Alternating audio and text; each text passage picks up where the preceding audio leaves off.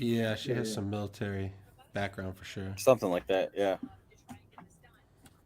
Could be a traffic jam on the Yeah. Detroit River. A freighter that ran aground on the lower Detroit River near Grosse Ile is causing a log jam for other vessels. A navigational warning has been issued to Okay. all the vessels in the area coming in.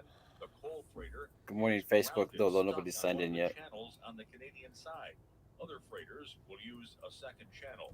Freighters are hoping to ship as much as possible before the closing of the Soo locks for the winter. WJR News Time 5:35. A college football coaching great will be the latest recipient of the Presidential Medal of Freedom. Did you catch any of the football game yesterday after your nap? No, I did not. How did it turn out? Pittsburgh won. Big, right? Like, wasn't it something to nothing? No, no. Actually, it was close. It was like 19-14 or something like Oh, that. really? Did it Yeah. start out lopsided, maybe? It started out with a fumble. Pittsburgh scored quickly, but Baltimore's defense played pretty good, holding them in the red zone. And if you listen to Mike Tomlin this morning or after the game, he was not happy with the way that Pittsburgh played. Mm-hmm. But obviously, um, RG3 got hurt, so then they had to put in McSorley, the former Penn State quarterback. So COVID's just running crazy on the NFL and making some of these games just very lopsided and crazy. Yeah. So I don't know. I don't know what's going to happen moving forward. Dana's stuck in traffic. There she is.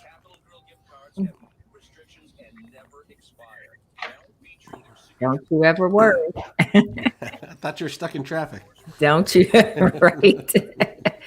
I'm on the lodge. Ooh, how I do not miss the lodge. There was a backup at the coffee pot today. And Yeah, that's right. People are running a couple minutes late. Lodge is fine these days.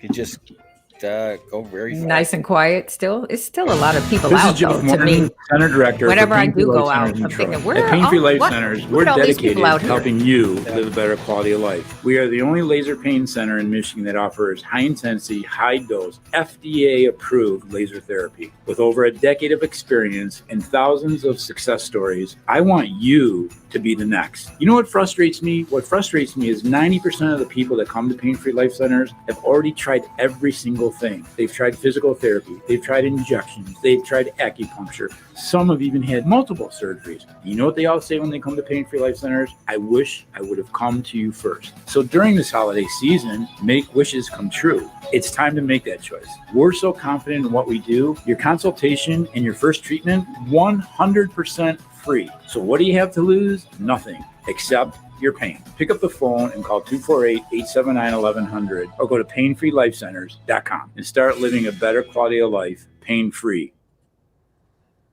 I'm Dick Hafner, WJR News. And now, here's Kevin Dietz. From the great voice of the Great Lakes, this is Paul W. Smith on WJR with Kevin Dietz filling in for Paul.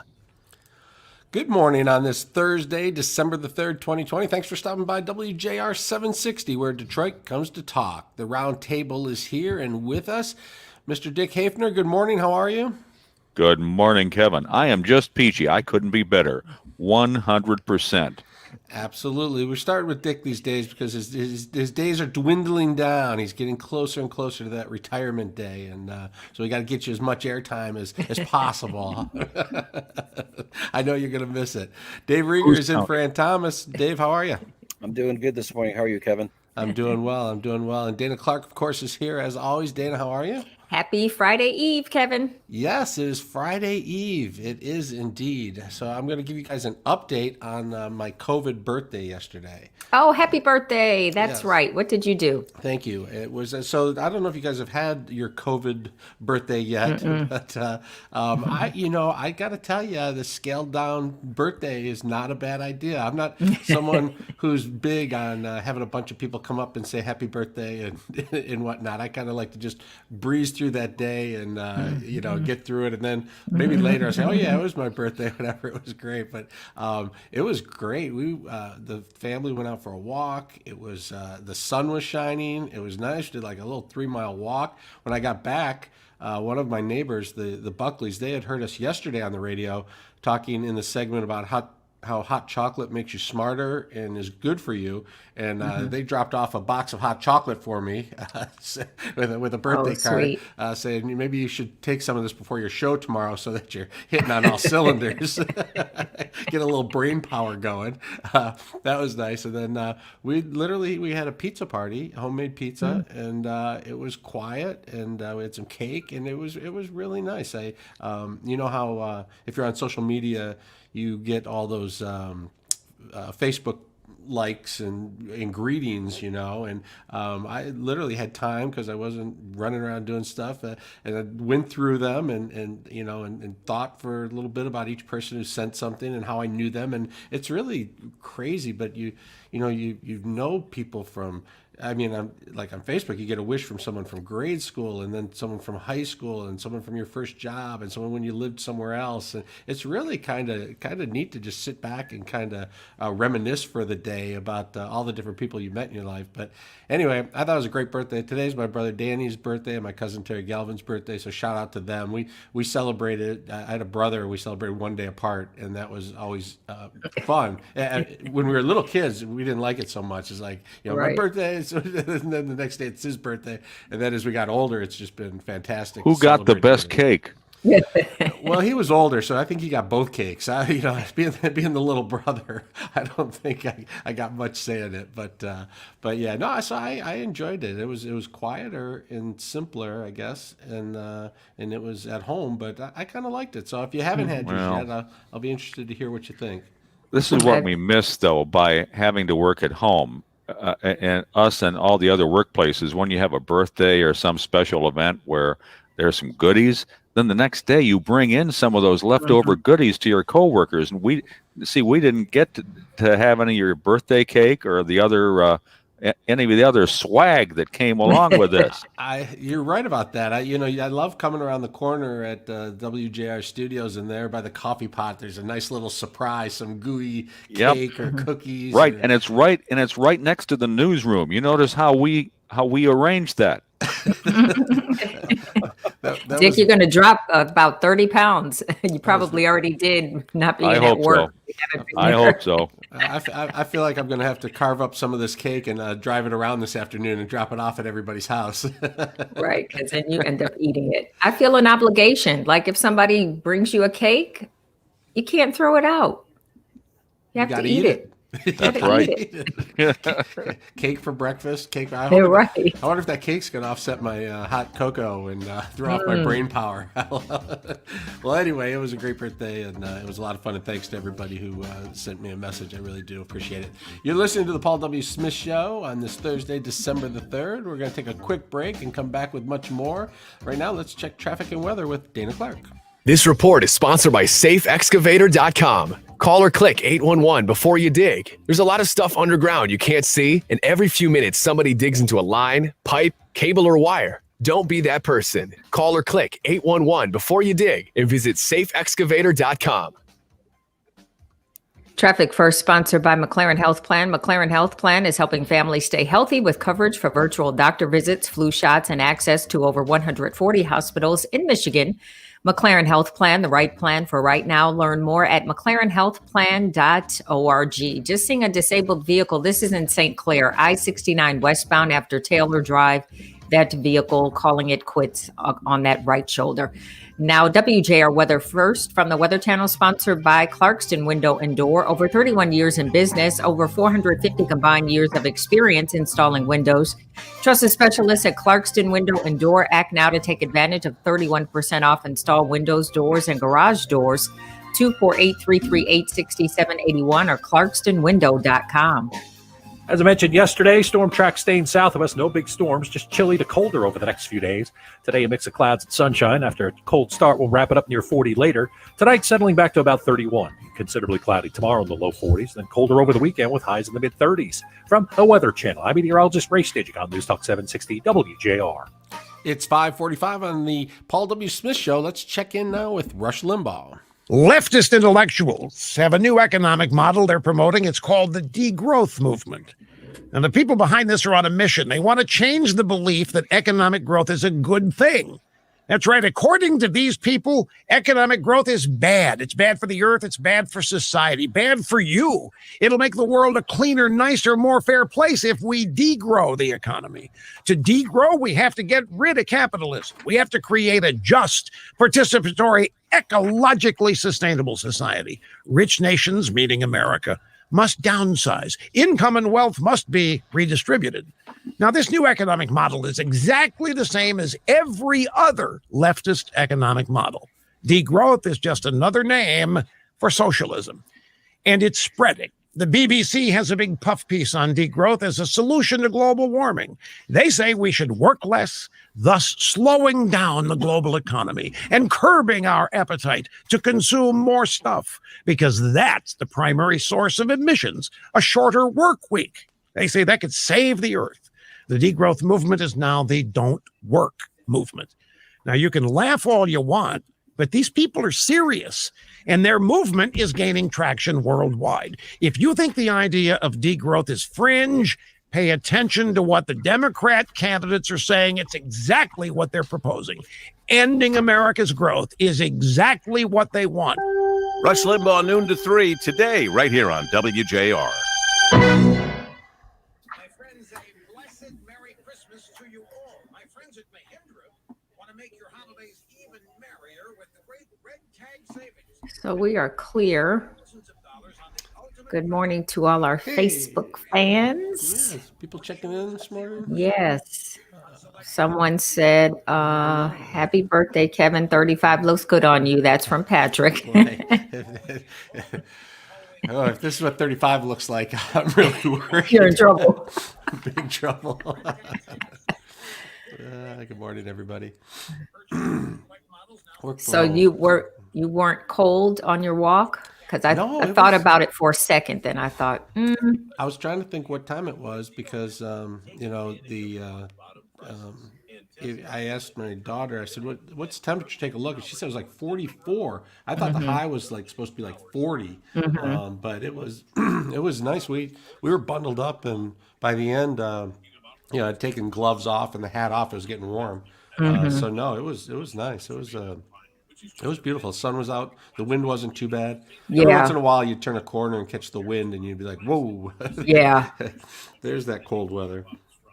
Yeah, if it's not windy, it's bearable. It's bearable. Bearable. But You said you were going to take a nap too. I can't go to the gym. I can't go to the gym though with wearing the face masks and getting on it's a hard. treadmill with a face mask on. I can't go to the gym. I always find a reason not to go to the gym, but that's a especially easy one when they require you to wear a face mask. Mm-hmm. I saw a group of people outside of a gym working out outside the other day. Mm-hmm. They were doing that where I go too, but it's too cold to me. I have like an outdoor tent. I was going to kickboxing wearing a mask, and you talk about huffing and puffing. I was like, whoa. But I was still, forcing myself to go. And then when a couple of weeks ago, when the governor shut down everything again, they moved outside to a heated tent. And I'm like, not. We need to just take this work from home show to Arizona or there Florida. We go. Then we can walk at least. At least to Atlanta. Right. So, yeah. So back to working out indoors, which is rough, in the house. It's not rough, but. Mark's been going to the gym with the mask, says it isn't that bad. Yeah, my kids go and they say it's not that bad. So it might just be me. And it's usually empty actually when I have walk through to go. There's nobody really on the machines or anything, so I could hit the treadmill probably. I gotta tell you, for me, I'll go and I'll spend time on the treadmill, but my reward has to be like that sauna in the jacuzzi and the steam room. All of that stuff's closed. Right, so, it's closed. Like you say, just come here and work out, go home. I'm like, where's my reward? Yeah, you're right. Yeah, that's part of it. So, King, did you take a nap yesterday? Now No. back to more You Paul did. W. Smith on WJR. Once again substituting, here's Kevin Dietz. So about 30 years ago, in my first year of reporting, I was working up north in the city of Sheboygan, and I got this assignment to go to the Mackinac Bridge and cover a story on the man who changes the light bulbs on the bridge. And I didn't really know what to expect, but I went there, and at that time I was my own cameraman and sound man and reporter, and so I drove over to the bridge, and I met up with the bridge folks, and we went inside the bridge. If you've been to the Mackinac Bridge, you know it's these huge spans. You know they go up hundreds of feet into the air, and so we went in and we took an elevator up, and then the elevator stopped, and then you got out, and then you climbed on this ladder up, story after story after story, and then got to this little door, and then you opened this door, and you went out, and you were at the top of the bridge, the very top of the Mackinac Bridge, looking down. Most unbelievable view you could ever imagine. And from there, I had my camera, and I was worried like the camera was going to blow off the bridge. I was worried I was going to blow off the bridge. And I did this interview and shot this story with this man who changes the light bulbs. And it was whatever. It was a really fun story, very memorable day for me. And I hadn't thought about it in years and years. And then I saw in the paper that the Michigan State Police have an investigation into some man who, without authorization, went up to that same area at night, somehow got into the area, was able to get up to the top of the bridge and snap a bunch of photos, and then is trying to sell them online. And so the Michigan State Police are trying to find out who this person is, and the photos are really cool that he posted at nighttime from the top of the bridge, and the view is spectacular. But it's a whatever. It's a felony. It's trespassing on a major, I forget what they call it, a major transportation facility, and the police are taking it very seriously. But I just it made me wonder: are you guys afraid of heights? Is that the kind of assignment you would take on? Would you go, to the top of the Mackinac Bridge as part of an assignment to cover something, or would you just be like, you know what? Why don't you head up and tell me how it was? Data, are you afraid of heights or anything? Yes. Or is it, yeah. Yes, I am. If it was part of an assignment, I would maybe try to make myself, but at the same time, that's a good idea you had. You go up and get the pictures. I'll stay down here. That is very frightening, especially in the dark. Yeah, and I got to tell you, it was broad daylight when I was up there, and it was frightening. It was frightening to me. It was very, very cool, but it was pretty scary. I don't know, Dave. Would you? Are those the kind of things you'd volunteer for? A trip to the top of the Mackinac Bridge? Oh, for sure. Yeah, I love that. That sounds like a great assignment. I would love it. Really? Yeah, I'm not afraid of heights. I would love to do that. That sounds very cool. How about you, Dick? Was that you, Dick, up there taking those pictures? Are you part of this driftershots.com selling pictures from dangerous places? No, that wasn't me, but I would love to go up to the top. Yeah, I never have done that, but I'm not afraid of heights. Been on the Mackinac Bridge many times, walked over it, driven over it, and other heights, no, they don't scare me. I when I'm at Cedar Point or any other amusement park, I go to the highest, biggest roller coaster and climb up on my roof all the time. I know the inside-outside guys say that's a no-no, but no, heights don't scare me, and I'd love to be having that vantage point. But no, it wasn't me. And no, it's not me. I have not been planning that monolith all around the world either. That's not my monolith. I saw some video that they had of 4 people taking that thing away. I think they got to the bottom of that mystery, the monolith, and then another one showed up somewhere else right after. That's quite a mystery going on over there.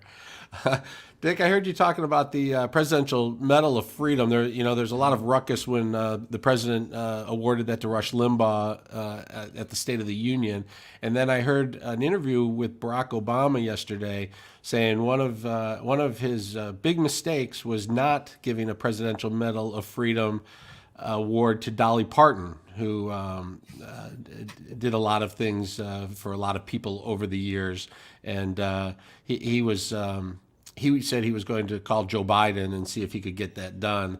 And I heard you talking about Lou Holtz is going to be honored with the Presidential Medal of Freedom. Yeah, it's a medal that the presidents have decided that they hand out to mostly to their friends and supporters, and they're all notable people that have achieved great things. Lou Holtz, one of the greatest football coaches ever. Dolly Parton, she's going to get her medal. So we'll see who Biden picks out from his list of supporters, friends, and admirables to give the medal out. Every year or so, the president hands out this medal. So do we like it, this medal, or does it just become another political nothing? Is it like is it like one of those awards, participation award? A TV award show? Yeah. Everybody gets one. I guess the more that are given out, the less valuable they become. But I don't know. I have to go back and look at the history of them if they originally were for really exceptional lifetime achievement or something, or if it just does it. I don't know. I'm not knocking what Lou Holtz did or Dolly Parton or Rush Limbaugh, but it just seems like nowadays I hear someone gets one, I'm like, really? Okay. All right. I don't care. Yeah. That's what I was thinking. That's kind of what I was thinking.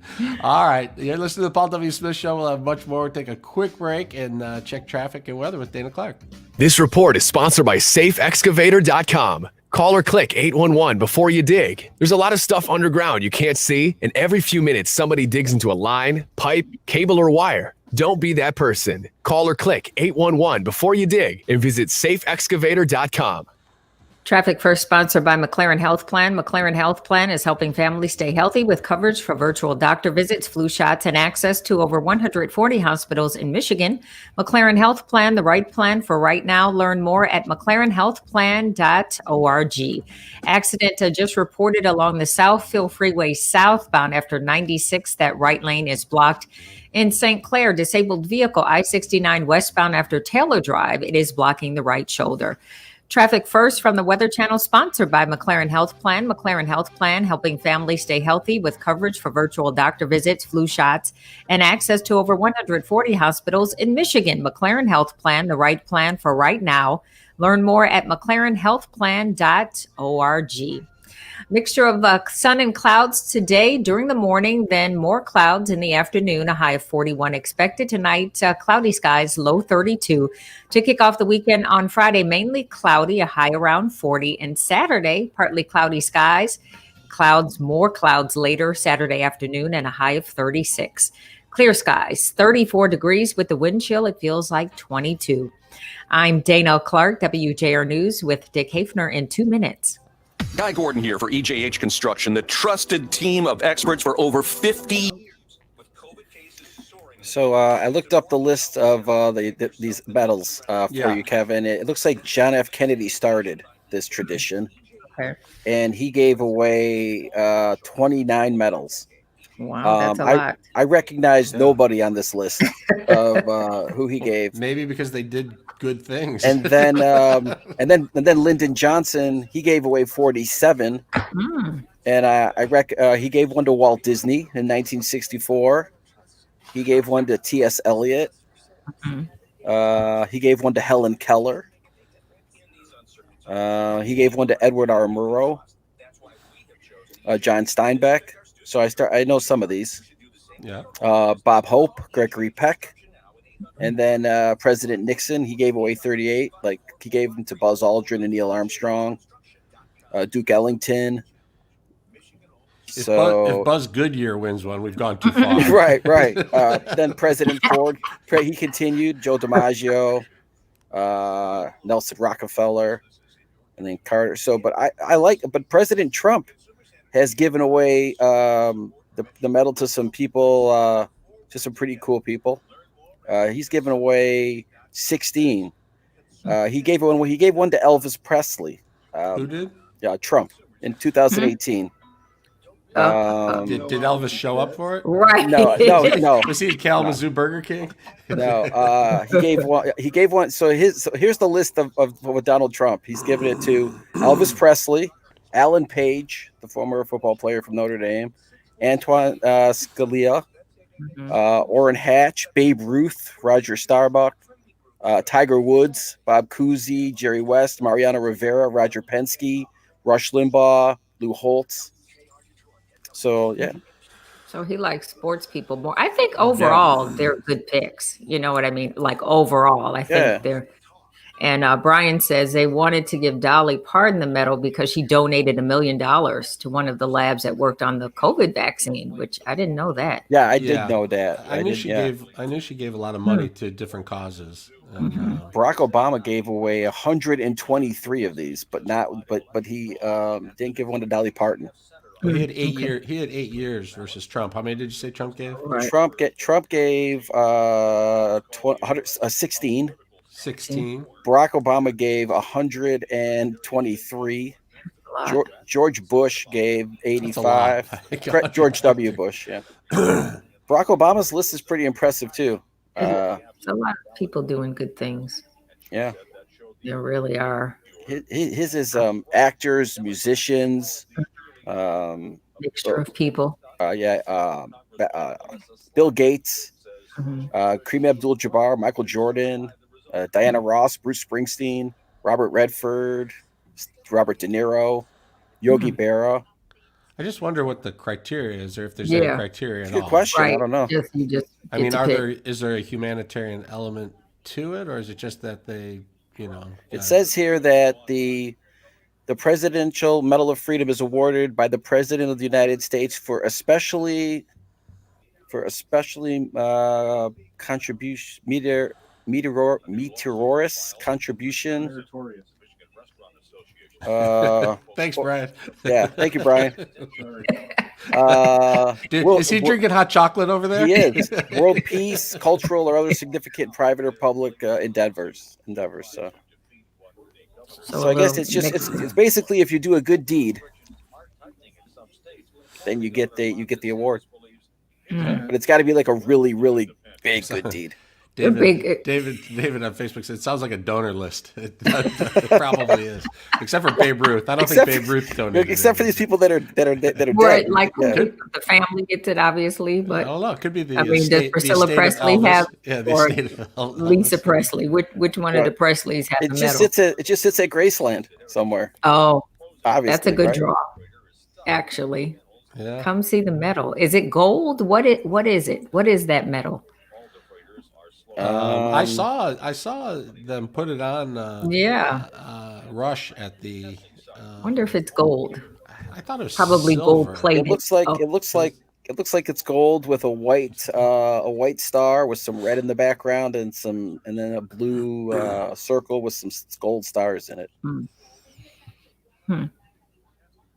Yeah, it just looks like it looks kind of like a military medal that you would get, kind of. Okay. Yeah. Kind of interesting. Patrick says, "Can we nominate Dick?" Yeah, let's get Dick an award. Yeah, why not? Do we get him in President Trump's final weeks or under Joe Biden? Where do we get him in? Now, Barack Obama gave the medal to Joe Biden. So do you think Joe Biden will return the favor and give it to Barack Obama?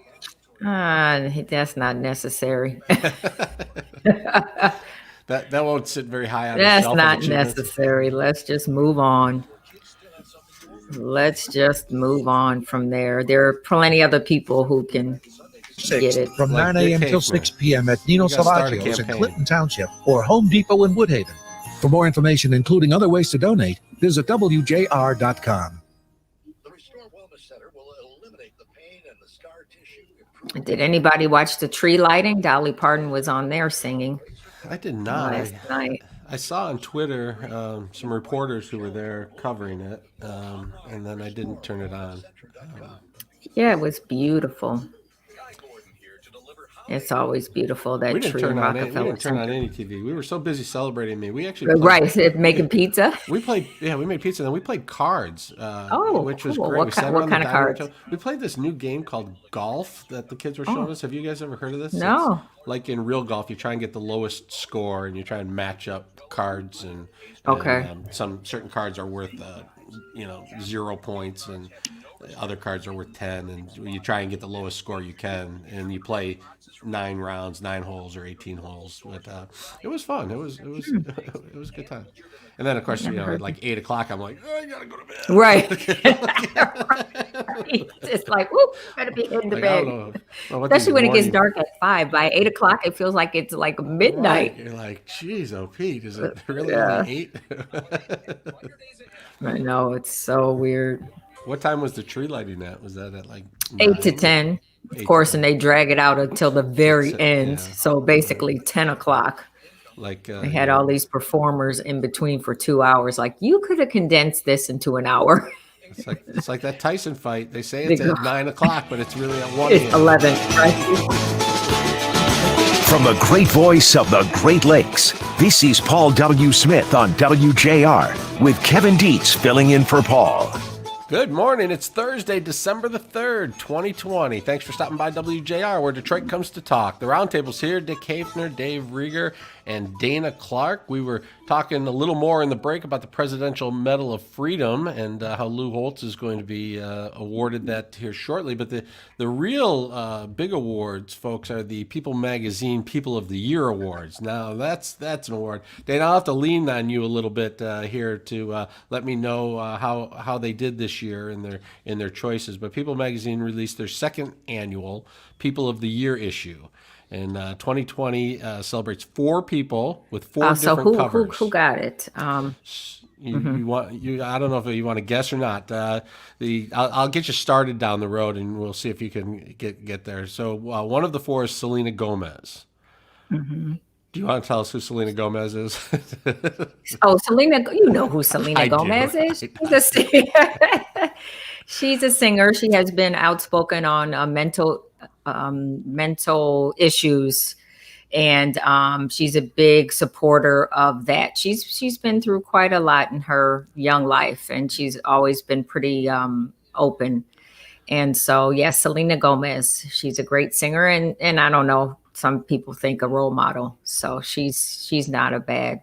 Yeah, so it says they were the 4 people were selected for their personal success as well as humanitarian efforts. So I don't follow the celebrities enough to know exactly what they're up to. But one of the second person was George Clooney, which I know him as an actor for sure. I'm not sure what his humanitarian efforts are, but he's certainly well known. Yes, And I don't know his either. And then Regina King, an actress. And Dr. Anthony Fauci. So Regina King's an actress. So they had 3, a singer, 2 actors, and Dr. Fauci, who's on TV more than any of them, I imagine. Dr. Fauci.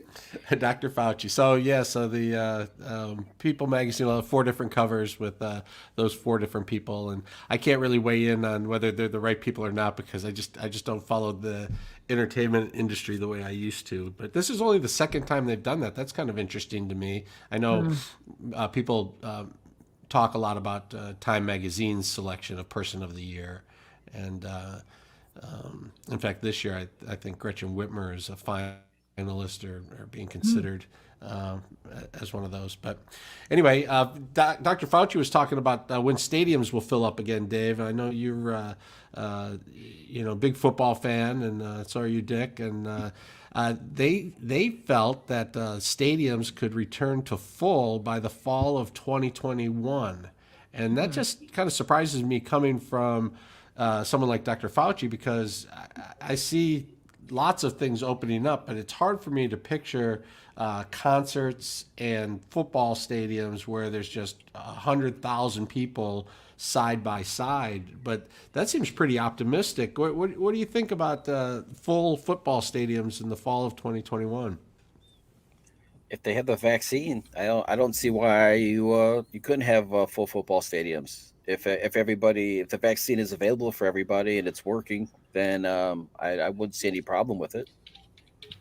Yeah, so it seems to me like they feel like once this vaccine gets out and gets distributed and everybody has a chance to take it, that it's going to completely bring this completely under control and we can go back to normal. I mean, there's nothing more normal, I guess, than filling up a football stadium, So if you talk about going to the gym or going to a restaurant or going to anything, I would imagine that football stadiums and concerts would be about the last thing to reopen up.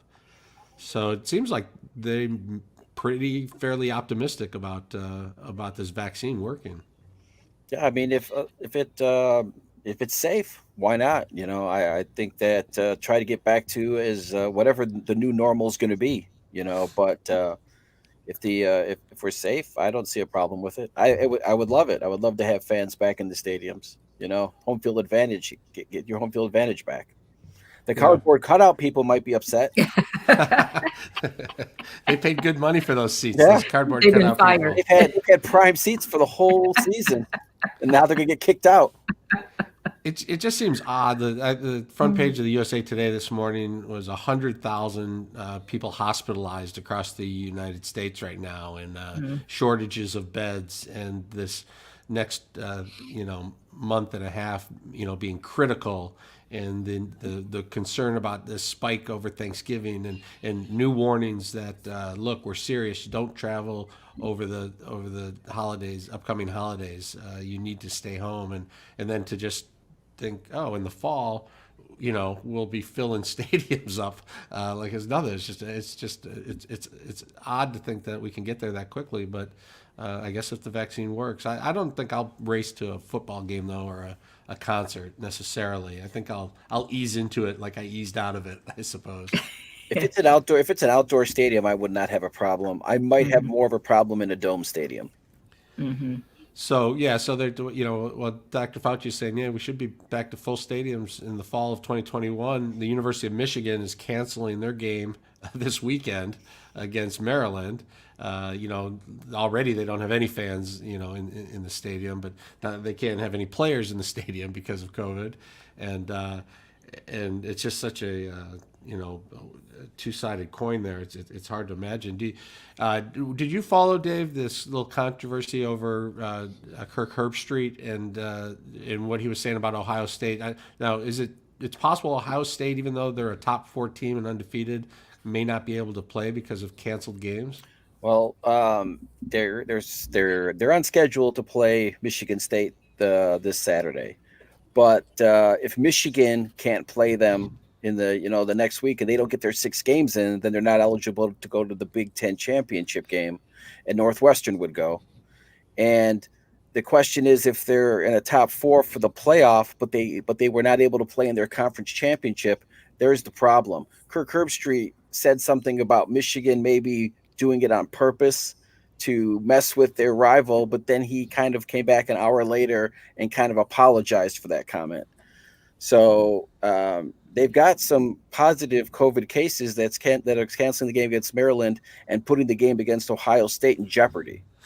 So I don't know what they're going to do, because Ohio State is in the top 4 right now to go to the college football playoff. But if they don't go to their conference championship game, that's the argument. So yeah, I saw the athletic director in Wisconsin say, "Oh, I don't want that to happen. If that's the case, we need to get everybody together and change the rules instantly, because if Ohio State is a top 4 team, we're not going to keep them out of the national championship Final Four because of this COVID rule. So that'll be interesting to see what happens. Hopefully they'll get to play. I'd like to see Michigan play Ohio State. Anyway, they haven't won in a long time, but I'd still like to see them play. And they probably wouldn't win this year too either. So. Yeah, probably not. All right, you're listening to the Paul W. Smith Show. It's Thursday, December 3rd. We'll be back with a lot more. Right now, we're going to check traffic and weather with Dana Clark.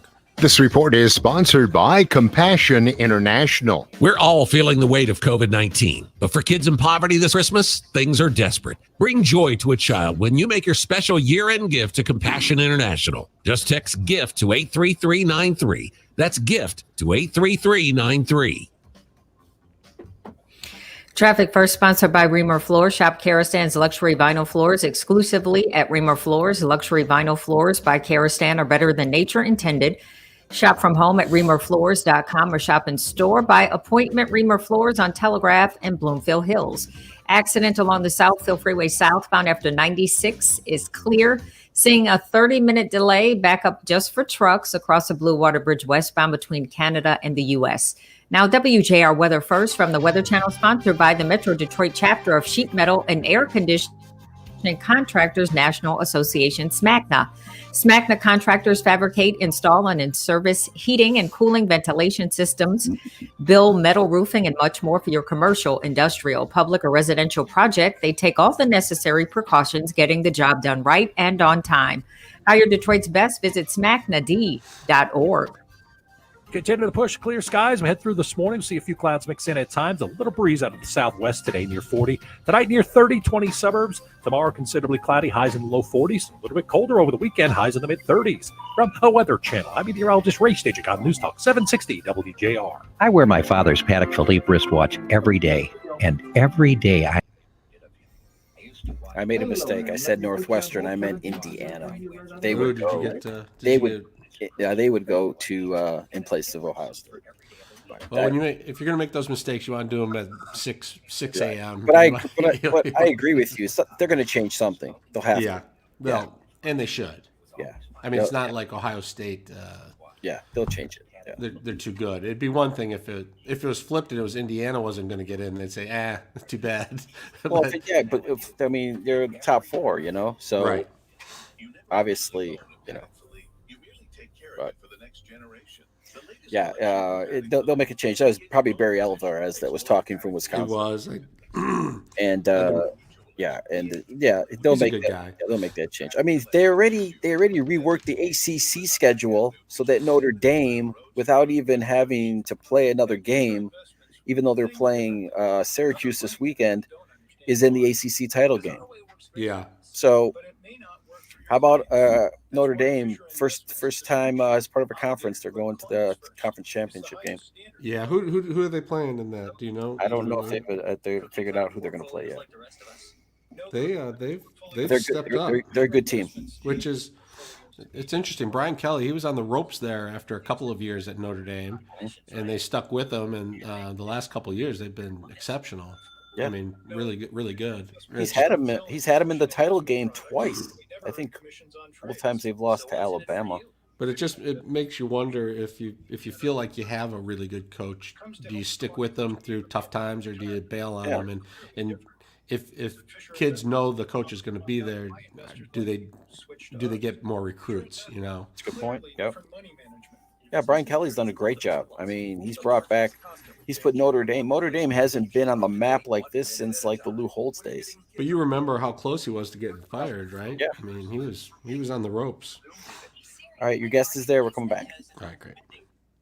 When your day is done. Hey Google, play the Marketplace Minute. Upward swings and indices in Europe and Asia. The Marketplace Minute, a podcast and smart speaker briefing updated 3 times daily. Ask your smart speaker to play the Marketplace Minute. Listen on Apple Podcasts or wherever you get your shows. Now back to more Paul W. Smith on WJR. Once again substituting, here's Kevin Dietz. A lot of parents are wondering how this homeschooling is working during COVID-19. A lot of concern, are your kids getting the education they deserve and need? And it's especially concerning for kids who struggle. And there's a lot of concern that the gap may be widening, and efforts to fill that gap and to help eliminate that. It's getting tougher and tougher all the time. And joining us now is Pam Good with Beyond Basics. Pam, welcome to the show. Oh, good morning, Kevin. Thank you for having us. Yeah, absolutely. So tell us a little bit about what Beyond Basics does as it pertains to narrowing the gap. Well, there's a crisis in our city and state and actually across the nation. It's illiteracy. I call it a silent epidemic. We have 85% of the kids in communities like Detroit who are showing up to school today and are more than a grade level behind and can't keep up. And so what we've done for over 15 years is we go where kids show up. So we have rooms in the schools and we pull them in and we assess them and then we tutor them one-on-one. And that is the miracle. That's the good news. There is a solution to illiteracy, and it just takes on average 6 weeks to get somebody up to speed. And so typically when in a non-COVID year, you guys would set up in schools in these areas, and you would just openly invite kids to come, or do you talk to parents and try and recruit kids to come? How does it work? Oh, we work in collaboration with the administration in the school, and they help us to identify the kids that they know are behind, and then we assess them so that we know what literacy prescription to give them, if you will, what they need and how much they need, and then we begin tutoring them. So they come to us during the day. So it would be a maybe pull out of their class and come in to see us and learn to read in a remarkably short period of time.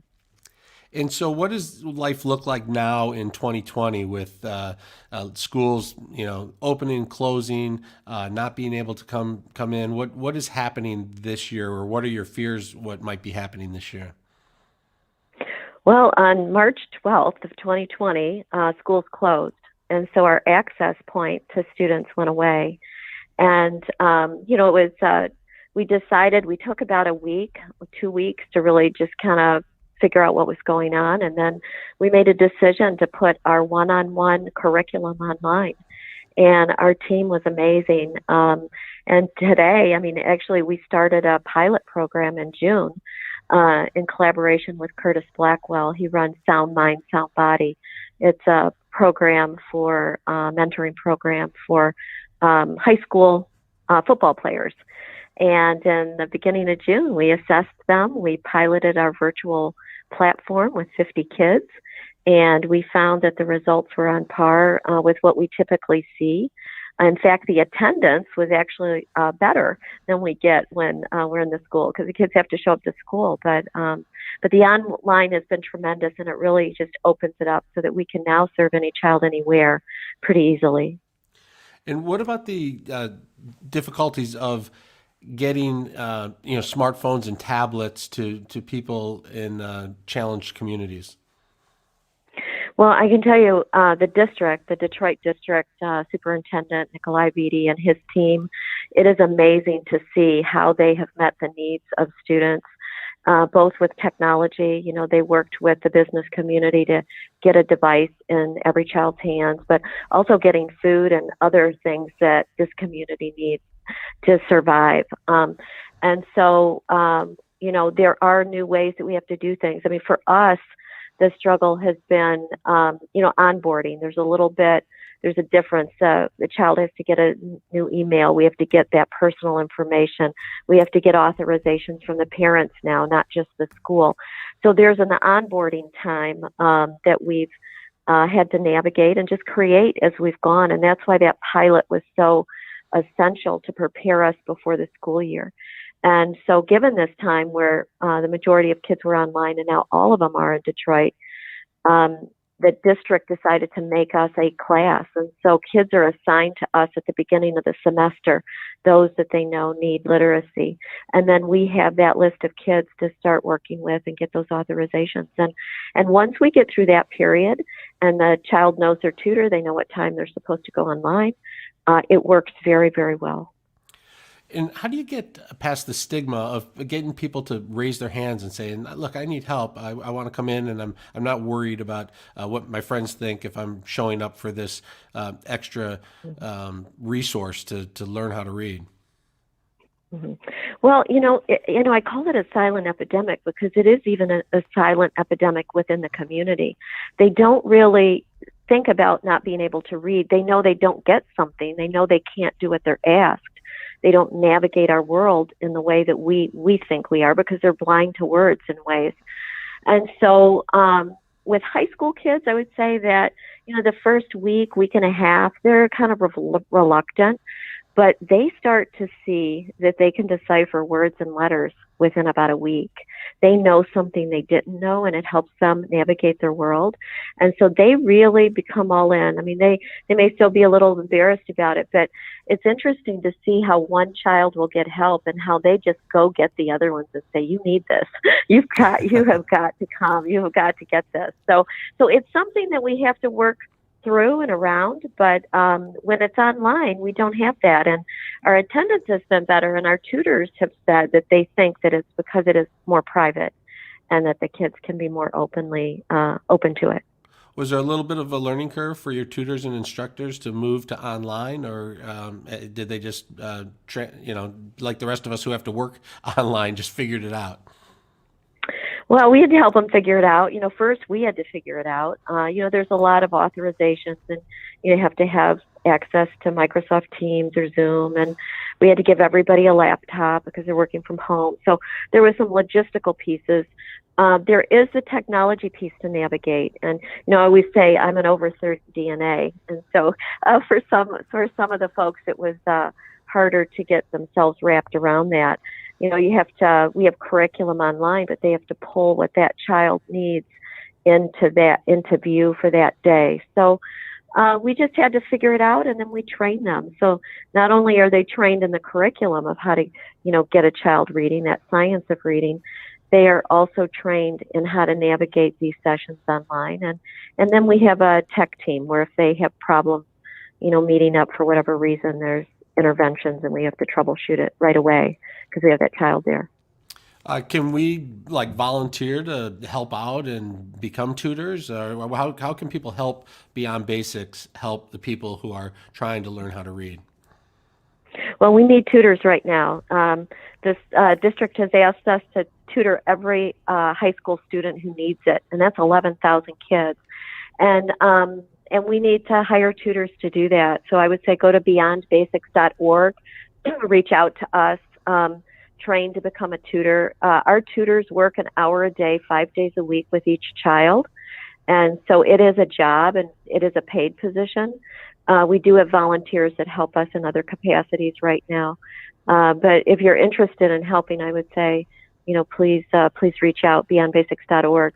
And I would say, Kevin, I think that illiteracy is a silent epidemic. But if you don't get treatment, you have this the rest of your life. It isn't like a flu bug that you can survive from over a short period of time. It is a death sentence to individuals, and there is a solution. And I think as we in society can change our ways from symptom relief and really seek the cure on some important issues like this, illiteracy is connected to almost every social ill. And there's a solution, and we need to embrace it. So we need people to fund it, and we need tutors to help the kids. All right, Pam Good, Beyond Basics. Thanks for being on the Paul W. Smith Show today. Oh, thanks so much, Kevin. Appreciate you. Take care. All right, take care. We are going to take a quick break and check traffic with Dana Clark. This report is sponsored by the Exergen Temporal Scanner. These may be uncertain times, but what is certain is that every family needs a reliable thermometer. Protect your family with the Exergen Temporal Scanner, the only home thermometer used and recommended by hospitals, physicians, and clinics. Stay safe with Exergen. Not a bad drive this Thursday morning, just mainly that disabled vehicle in St. Clair, I-69 westbound after Taylor Drive. It is blocking the right shoulder, and a 30-minute delay backup for trucks across the Blue Water Bridge westbound between Canada and the U.S. Now, WJR Weather First from the Weather Channel, sponsored by Guernsey Farms Dairy. Guernsey Farms Dairy celebrating 80 years of serving Michigan and wants to wish you a happy holidays. Enjoy the Guernsey Farms Dairy award-winning dairy products and special holiday eggnog this season at your local grocer or their newly remodeled store and restaurant in Northville. Visit GuernseyFarmsDairy.com to order carryout. Starting off with a mixture of clouds and sun, more sun this Thursday morning. This afternoon, cloudy skies, a high of 41. Tonight, clouds, low 32. Mainly cloudy once again on Friday and a high of 40. Clear skies, 34 degrees. I'm Dana Clark, WJR News with Dick Hafner in about 2 minutes. This is Jeff Martin, the Center Director at Pain Free Life. With the holiday season upon us in 2020 coming. Hello. All right, Kev, trivia for you. All right. 2020, what was Apple's most downloaded app for the iPhone and the iPad in 2020? 2020, this year of craziness, the most in everybody's home, most downloaded app. Is like Netflix an app or no? Netflix does have an app, yes, but it's not Netflix. It's not Netflix, okay. So I don't think it should be pretty easy. Well, I was going to say, like the COVID-19 detector app or Right. something like that, No. but I don't think that would be it. No. I think Think about how we've been communicating all year. Oh, Zoom. There you go. There Yep. you go. There you go. That makes sense. Zoom cloud meeting. Yep. Although I don't know if I have that it's so funny because I get invited to Zoom meetings all the time. I don't hold Zoom meetings. I do my stuff on StreamYard or whatever. But so I don't know if I've ever downloaded it. It seems like if you're invited, you don't have to download it. You can join someone else's.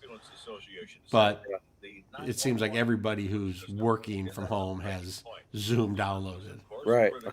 Apparently, Google Play has also released a year-end Android app chart, but doesn't list categories with the rankings. But it did give some users' choice nods to Disney Plus, a game called SpongeBob Krusty Cook-Off for Game of the Year, and Luna Bedtime and Relax for the best app of the year.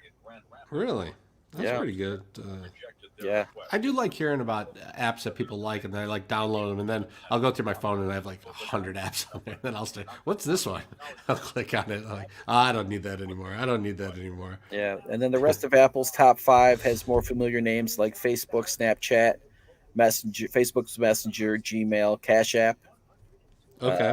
Do you use Cash App? You said you don't use Venmo anymore. No, I'm done with all Did you have a problem, or you just don't like? I did. I had an issue, so I'm done with all that stuff. But I may go back to it at some point in time.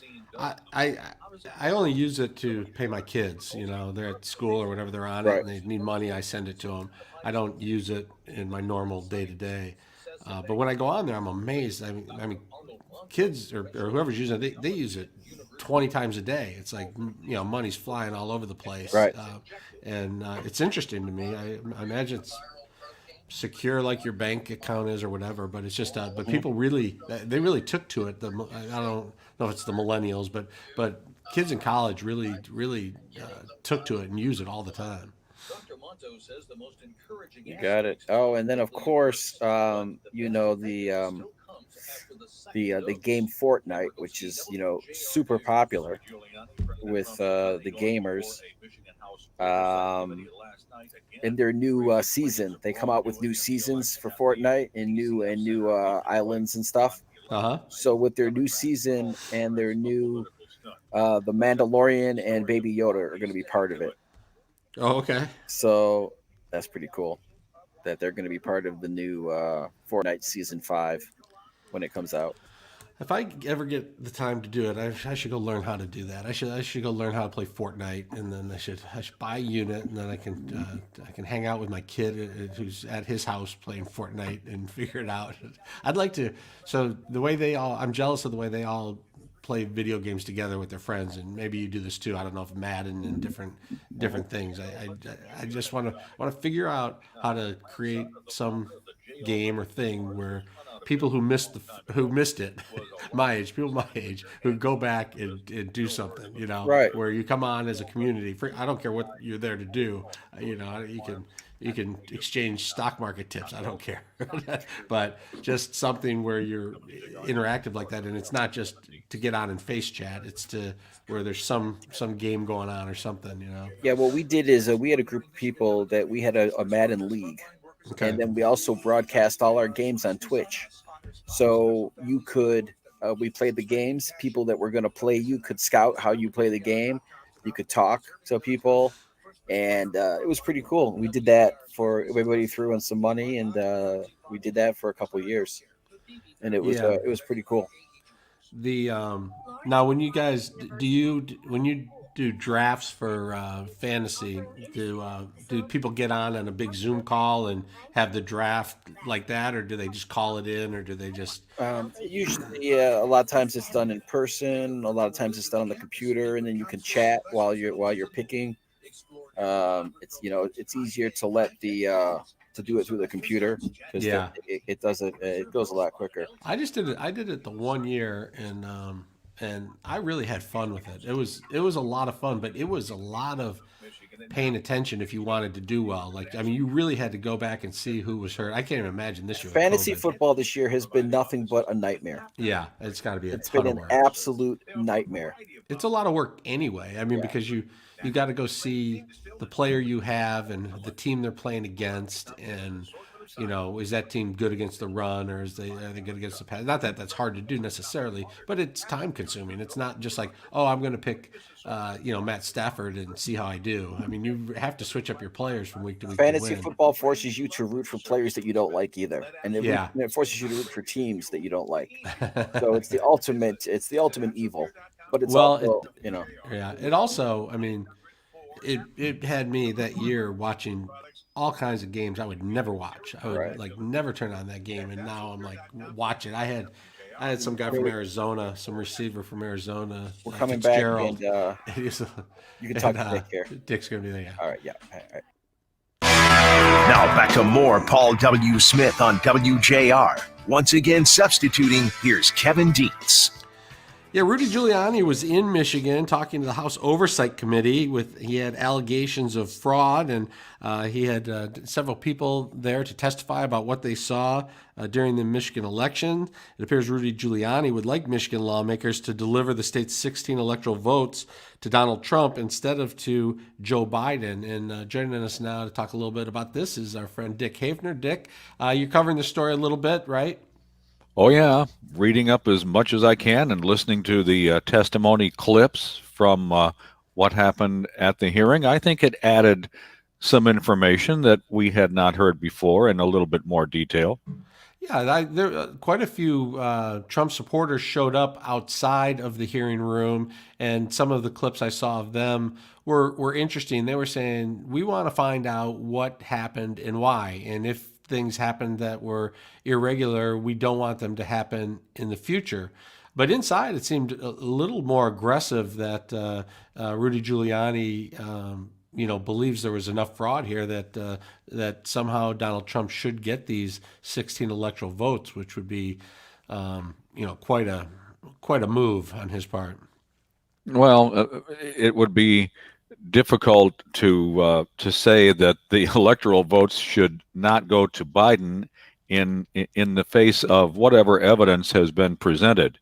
Would seem that if a smoking gun was presented by Giuliani or any of the Trump campaign, that some more steps need to be taken. For example, if what Giuliani says is true and what the witnesses say were true, why would there not be a Trump recount in Michigan? The Trump campaign now has the freedom to go ahead and ask for a total recount of the state. It would cost millions of dollars, but I believe that step procedurally could be taken right now. Why are they not doing that? I don't know. Yeah, so let's listen to a little bit of what Rudy Giuliani had to say. Let's just go, we'll take these in order. Let's just listen to cut one. This is a swindle. It's a con job. It's a theft of an election. And it was carried out by the same method in the city of Detroit. And with all due respect to Detroit, several analyses of corrupt cities, my city, New York, comes ahead of Detroit. So I'm not saying this with any pride, but it happens to be one of the most corrupt cities in the United States. On any measure, I just checked online here, it comes in 4th, 5th, 3rd, 7th, 8th. Several times New York comes in ahead. So I wonder why the confusion about what happened. They stole the election. So that's fairly broad-based allegations, not a lot of specific facts there. You've got some statistics from somewhere about how good or poorly of a job Detroit does versus New York. Let's listen to cut number 2. Not the first one they stole, not the last one they're going to steal unless you do something about it. But you do something real, not, let's see how we're going to fix it. You've been fixing it for years, and it hasn't gotten fixed. They've been stealing elections for years. And this time, they got a chance to steal it really big because of the ridiculous mail ballot that was created. So there was one specific instance where he said it's been off. The numbers have been off for years, and there's some truth to that. We've had some problems in certain areas getting the count exactly right, and looking into why that is seems to make sense to me. But then again, it's the broad brush strokes of, the election was stolen because of a mail-in vote. So, people are looking for the specifics in the argument. Let's listen to cut 3. You have the courage to say that certification that was done by your state is a complete phony. It's a false statement made to the United States government. Those are prosecutable, by the way. That's not the vote by any means in Michigan. That's not the vote in Michigan. I don't know what the vote in Michigan is, but it's at least 300,000 or 400,000 votes off from what the real vote in Michigan is. So there, Rudy Giuliani has pointed out that the lawmakers could tell the electors or encourage the electors to not vote for Biden and to cast the 16 electoral votes for Donald Trump, but short on details of why exactly they should do that. Let's listen to number 4. Don't scratch your head about what happens in Detroit. They steal elections in Detroit. Representative, you'll have an opportunity. And they steal elections to ask a in New question. York, and they steal elections in Boston, and they steal elections in Philadelphia. And the Democrats were smart enough to pick 10 corrupt cities to play their game out. 10 cities in which they could get away with it. 10 cities in which they could go into court and find a hack judge that will decide anything they want. So, Dick, kind of the concern is that it lacks specifics. There's like a lot of allegations of fraud in multiple cities, and he went on and on. Now, there were people who had signed affidavits to specific things they saw, but what seems to be the situation is none of those specific instances determined enough votes to change the outcome of the election. At least that's the way I'm reading it. Right. Of course, the other question is if there are these instances of alleged fraudulent behavior, who cares whether it was enough to change the election of the votes? If there's evidence that these voting machines, the counting machine software, had a problem and counted many, many ballots many, many times over and over again, shouldn't that be corrected regardless of what the election results show? It seems to me, Kevin, that with all of this circumstantial or hard evidence that has been presented, it either hasn't been presented in the correct way by the Trump campaign, including by Giuliani, or somehow the correct process to approach this and address it properly has not been figured out. In other words, the lawyers haven't figured out the way to do their job properly. And of course, for them, time is running out because January 20th, January 21st, it's too late. Except it's never too late, Dick, because even if Biden comes in and is the next president, I personally still want an investigation to find out why this happened, if it happened, and how to fix it if it's possible. And I fear that once the next president is sworn in, that they'll stop looking into the problems, and then we'll just go on, and then 2 years or 4 years from now, we'll be back to this same situation, say, well, geez, why don't these numbers add up? And we'll be like, oh, well, it doesn't really matter because it won't influence the outcome of the election, and we won't solve the problem. So I do feel like, hey, let's get at this right now while people are paying attention, and let's find out if we can fix this once and for all. Yes, and what I'm saying is that step, that strategy has not been determined yet. How do we go about looking into it and fixing it? I don't think anyone has come up with that solution yet. Yeah, if it's even possible, right. All right, Dick Hafner, let's take a quick break. You're listening to the Paul W. Smith Show. Let's check traffic and weather with Dana Clark. This report is sponsored by the Exergen Temporal Scanner. Don't take chances with COVID-19 and your family's health. Use the Exergen Temporal Scanner to check temperatures before dinner and before you leave home. It takes an accurate reading in seconds and is the #1 thermometer recommended by hospitals, doctors, and nurses. Stay safe with Exergen. Well, not looking bad out there on the roadways. Kevin, we are still accident free in the immediate area. Disabled vehicle I-69 westbound after Taylor Drive. That vehicle is blocking the right shoulder. Now, 15-minute backup for trucks across the Ambassador Bridge southbound between the U.S. and Canada. Now, WJR Weather First from the Weather Channel, sponsored by Capital Grill Holiday Gift Cards. This year, make everyone happy with the Capital Grill gift card. The gift card with no restrictions, buy $500 or more. And Capital Grill gift cards get 10% in bonus gift cards. The Capital Grill will also include a mahogany case with 4 perfectly balanced steak knives. Call 248-649-5300 now. Dry and cold weather and getting reinforced with the cold by the weekend. Sunshine and clouds around today. Similar temperatures this morning to yesterday morning. High near 40 this afternoon. Tonight, some clouds, 31. Suburbs, 20s. Friday, considerably cloudy, 42. Saturday and Sunday, mid-30s. From the Weather Channel, I'm meteorologist Ray Stajik on News Talk 760 WJR. Imagine if you walked into a car dealership and they only had one model in one color with one set of options. That would be crazy. I just sent you an email, Kevin. Oh, okay. Hold on a minute. To sell you. To heck with what's actually best for your home, your preferences, or your budget. Call Performance Remodeling instead. We offer real choices, multiple materials, lines, manufacturers, and styles of windows, roofing, and siding. Whatever you want, whatever you need, whatever is best for your situation, we'll listen to you and help you get the right product at the right price. No pushy salespeople, no one-size-fits-all solutions. We also offer the industry's only true life. All right, your guest is there, Kevin. Okay. It's just some additional talking points for him that I sent you. Oh, thank you. He just sent this morning, so. Well, we may need them for this next segment. And now is the time to learn and save when it comes to your Medicare needs. This webinar is at WJR. Did you get it? Yeah, thank you. Okay. All right, hang tight. We're going to be coming back in a second. Okay.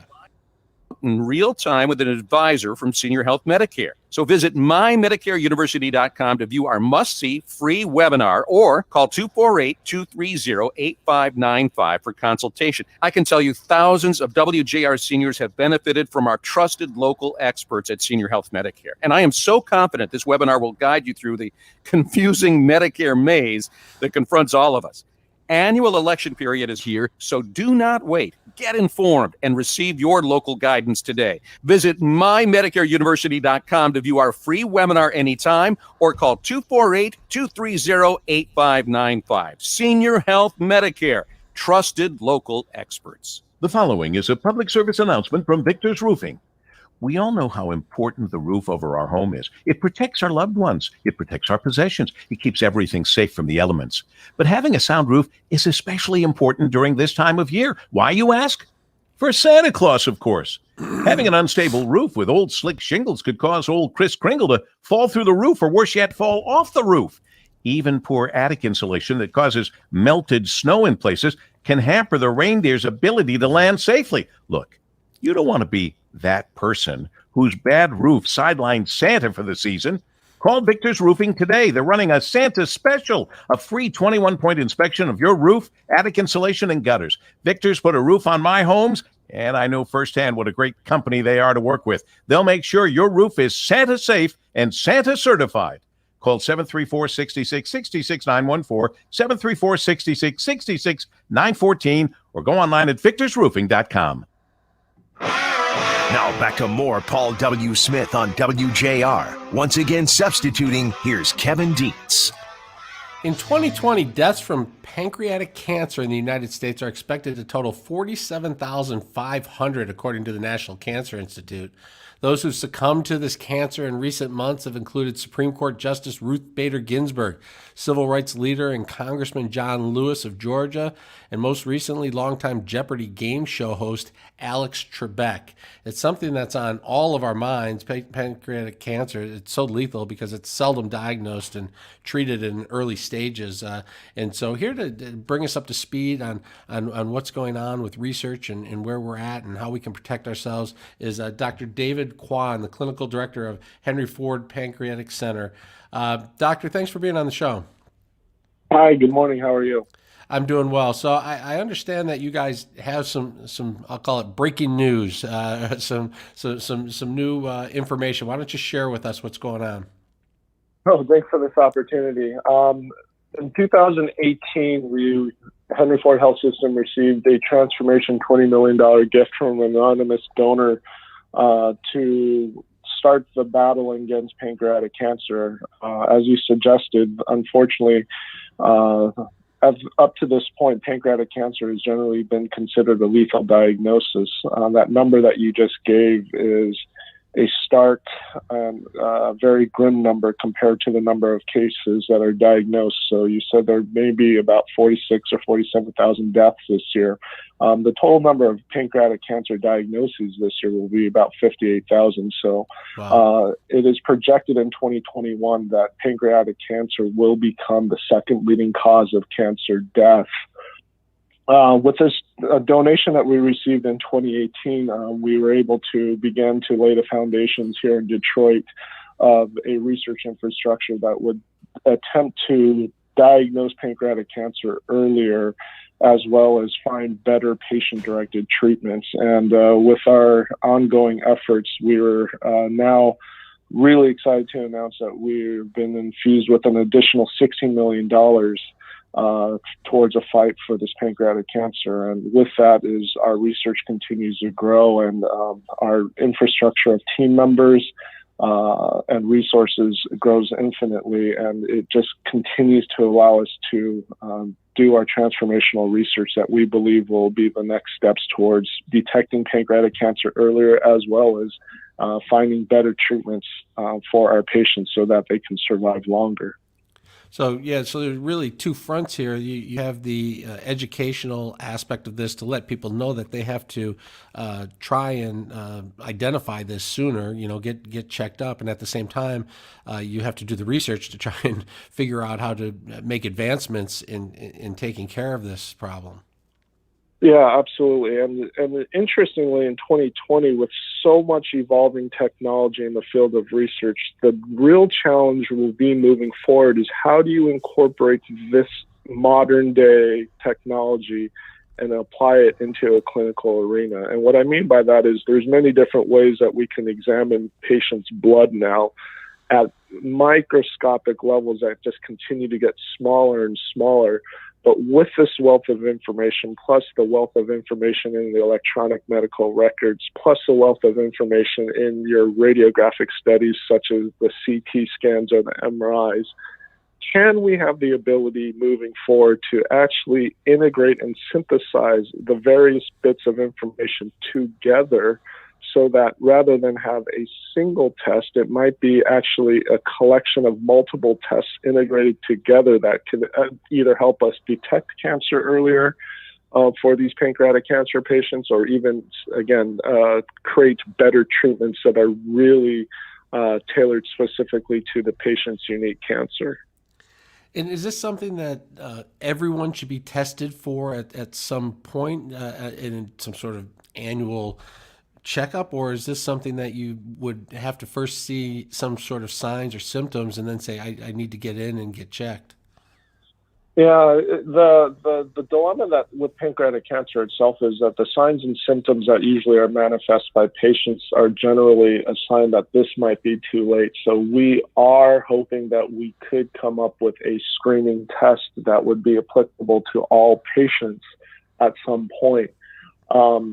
I also think in 2020 moving forward that the traditional signs and symptoms that we associate with pancreatic cancer, such as turning yellow in the eyes, the change in the color of the urine or the stool content, weight loss, pain radiating to the back, may not necessarily be the first indicator that we would trigger for screening tests, but rather it may be the change in blood sugar levels. They talk about diabetes and the new onset diabetes of your sugar levels, but with the research that we are able to do with our partners, both nationally and internationally, it may be that if we see a change in the sugar level by a factor of 5% or 7%, that in fact that would now be the new trigger that would allow us to start utilizing these types of tests that we're trying to discover to detect pancreatic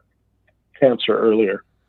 And has this whole COVID situation this year impacted you guys in an ability to people come in because they're concerned? Are they delaying coming in because they're worried or scared to go to the hospitals? Are you guys able to get in the labs and work the way you want to, and the rest of us are working at home? What's going on in this 2020 COVID era?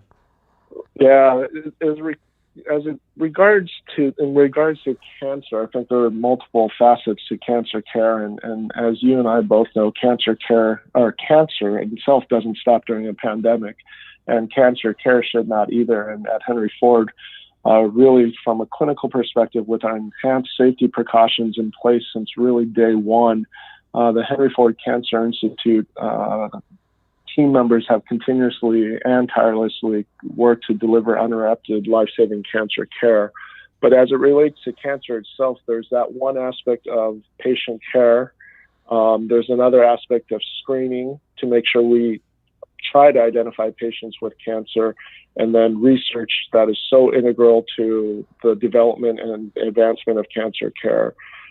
Initially, the screening was affected by COVID, but we have put in new fail-safe methods of safely screening our patients and protecting our providers. And so those numbers have come back to near normal levels, and research, whether it's clinical trials or translational benchtop research, has been slowed down. But clinical trials, which are essential to patient outcomes, continues to be offered now in our second surge of COVID, because we found that is essential to our patient care and to our patient outcomes. And I know Henry Ford was planning to open a massive global cancer care destination next year. Is that still happening? Has that still been able to move forward? Yeah, we're really excited about that. We're really working in this second surge environment. We're really confident that we can get to the opening and that this won't be delayed of the new Henry Ford Cancer Institute Brigadier Harris Cancer Pavilion. It's 187,000 square feet. It's a global cancer destination that's set to open in mid-January. And we are excited that it'll be offering the latest in cancer care, clinical trials, as well as research, as you suggested. And the greatest part of this, and what we're so proud to have partnered with our patients, is that the building was designed with input from our cancer survivors to ensure a healing and comfortable environment that would be safe for patients in COVID. And once we hopefully get out of this COVID situation in the next couple of months. Well, it's fantastic news on the multi-million-dollar donation. We appreciate your work and all the work that's taking place at Henry Ford. Dr. David Kwan, thanks for being on the show today. Thanks for your time. All right. We'll take a quick break here on the Paul W. Smith Show to check traffic and weather with Dana Clark.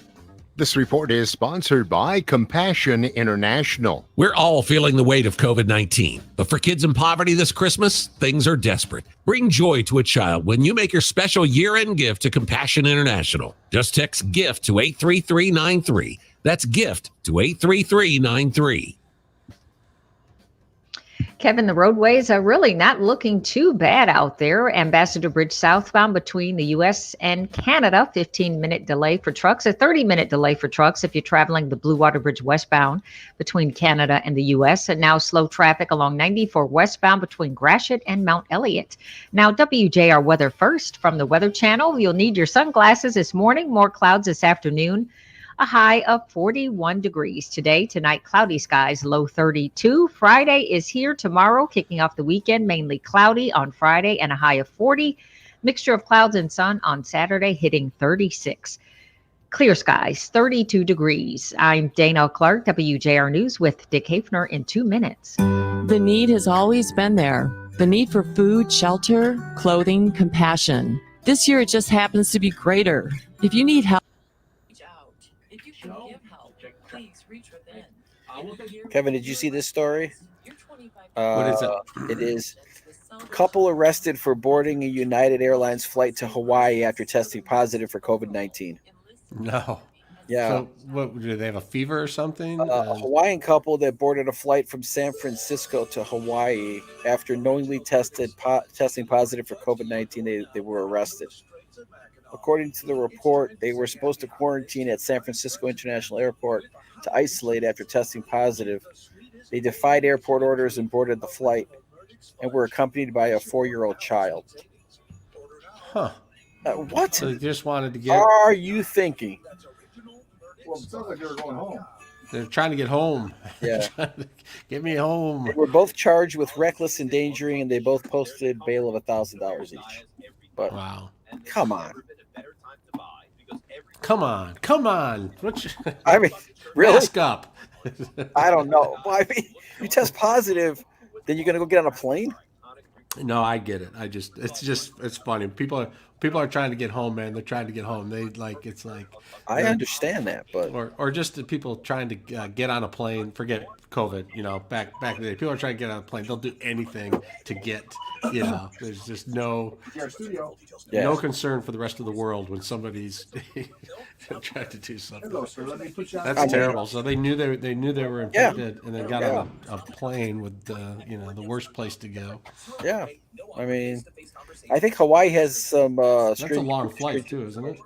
Yeah, Brian and I were talking about that. I can't. We were like, how long is that flight? It's like 5 hours Yeah, was it from LA to from Hawaii? San Francisco. San Francisco. And then I was like, okay, well, how long is it like from Vegas? It's almost as long if you're Yeah. going from Vegas to Hawaii. So I was surprised that I thought it was a shorter flight. Than Well, you that. can't drive home from there. No. No, not at all. Yeah. I hear you. It was just really weird that I don't understand what they were thinking. I know you want to go home, but come on. I'm gonna get hungry after this next segment. Yeah. The guest is there, by the way. Oh, good. Yep. I just how did they think they weren't going to get caught? I mean, how did they think they were going to actually get away with doing that? It was just really weird.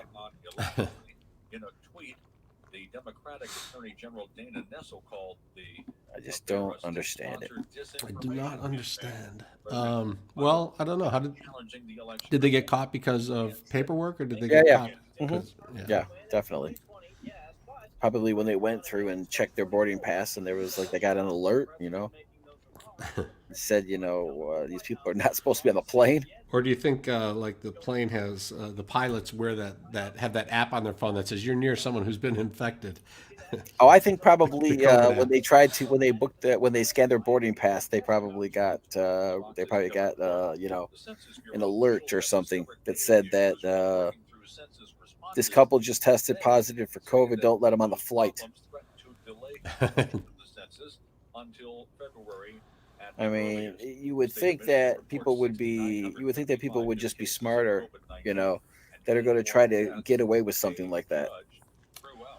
I think people don't think they had a kid. They had a kid. They're trying to get home. That's when you make an example out of someone, so other people don't try the same thing.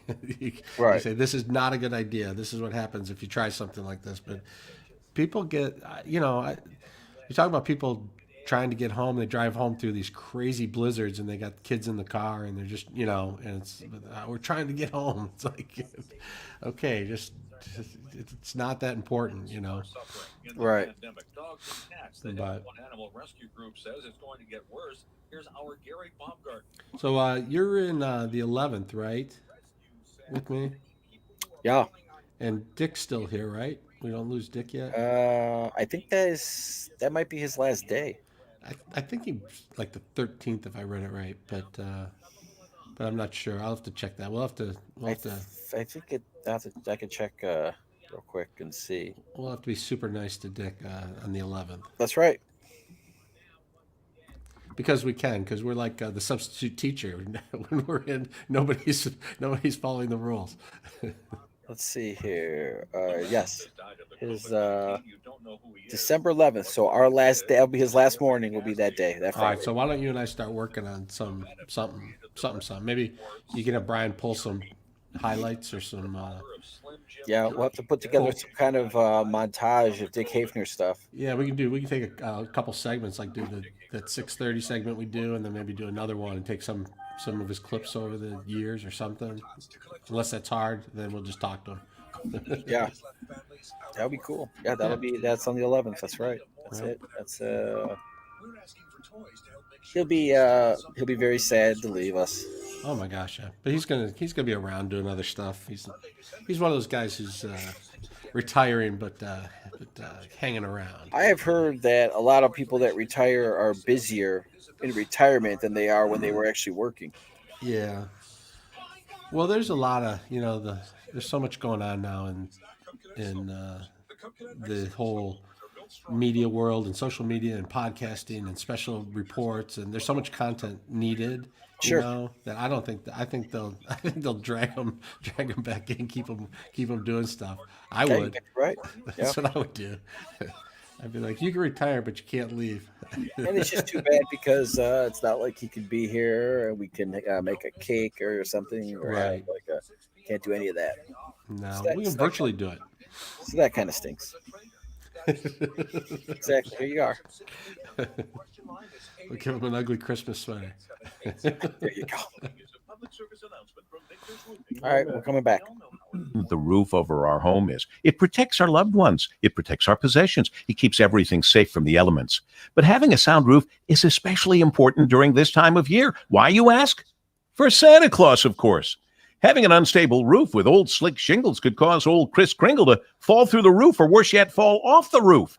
Even poor attic insulation that causes melted snow in places can hamper the reindeer's ability to land safely. Look, you don't want to be that person whose bad roof sidelines Santa for the season.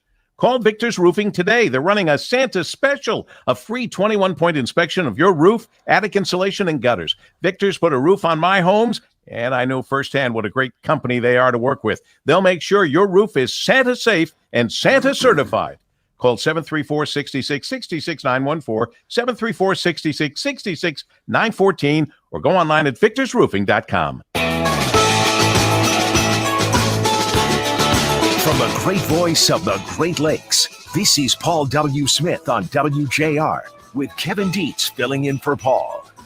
Good morning on this Thursday, December 3rd, 2020. Thanks for stopping by WJR 760, where Detroit comes to talk.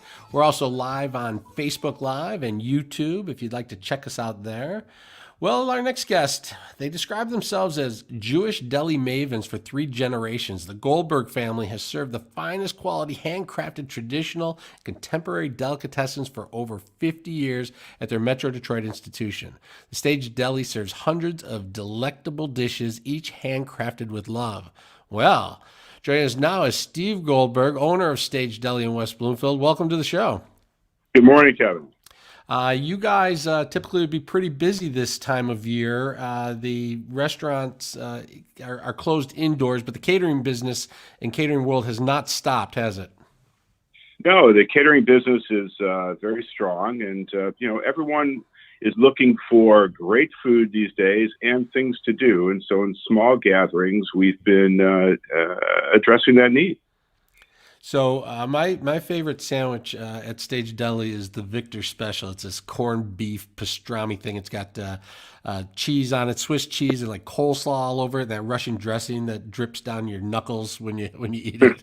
I get it on the onion roll. It's amazing. Yeah. Now would I be able to get that on the takeout order? Are you guys able to get Yeah. everything that's on your regular menu onto the takeout, or how does that work? Yeah, so we're kind of fortunate because for our entire almost 60 years of business, carryout has been a big part of our business. So we do it well and we understand it.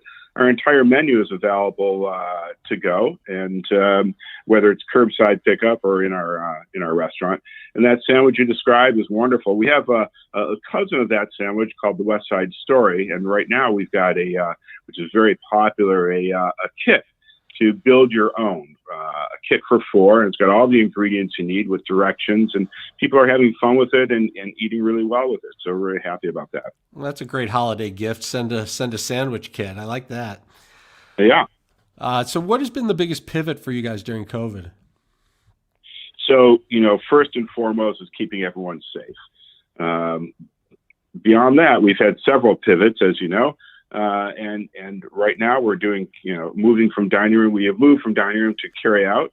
And the biggest challenge has been keeping all of our staff employed. So we found positions for most of our dining room staff working in our carry out operation. But the biggest challenge has been taking care of our staff and making sure that, especially during this holiday season, they have an income and they have stability. Yeah, I was on your website and I saw the lengthy list of things that Stage Deli is doing to keep employees and customers safe, and it just really gives you, a feeling that it just makes you feel like, okay, they're on this, they're taking care of their staff. I want to help them, I want to support them, and this is a great place who cares and is doing it right, and I think that's important, and so I hope people are supporting you during this. Oh, thank you, Kevin. It's very kind. And yes, our guests have been very loyal. We've been introduced to a lot of new guests as well. People want comfort. They want great food, and that's what we provide. And we're very happy to be able to do so. One of the things we're very proud of is our air filtration system, which uses ionized particles to kill COVID viruses. And so far, so good.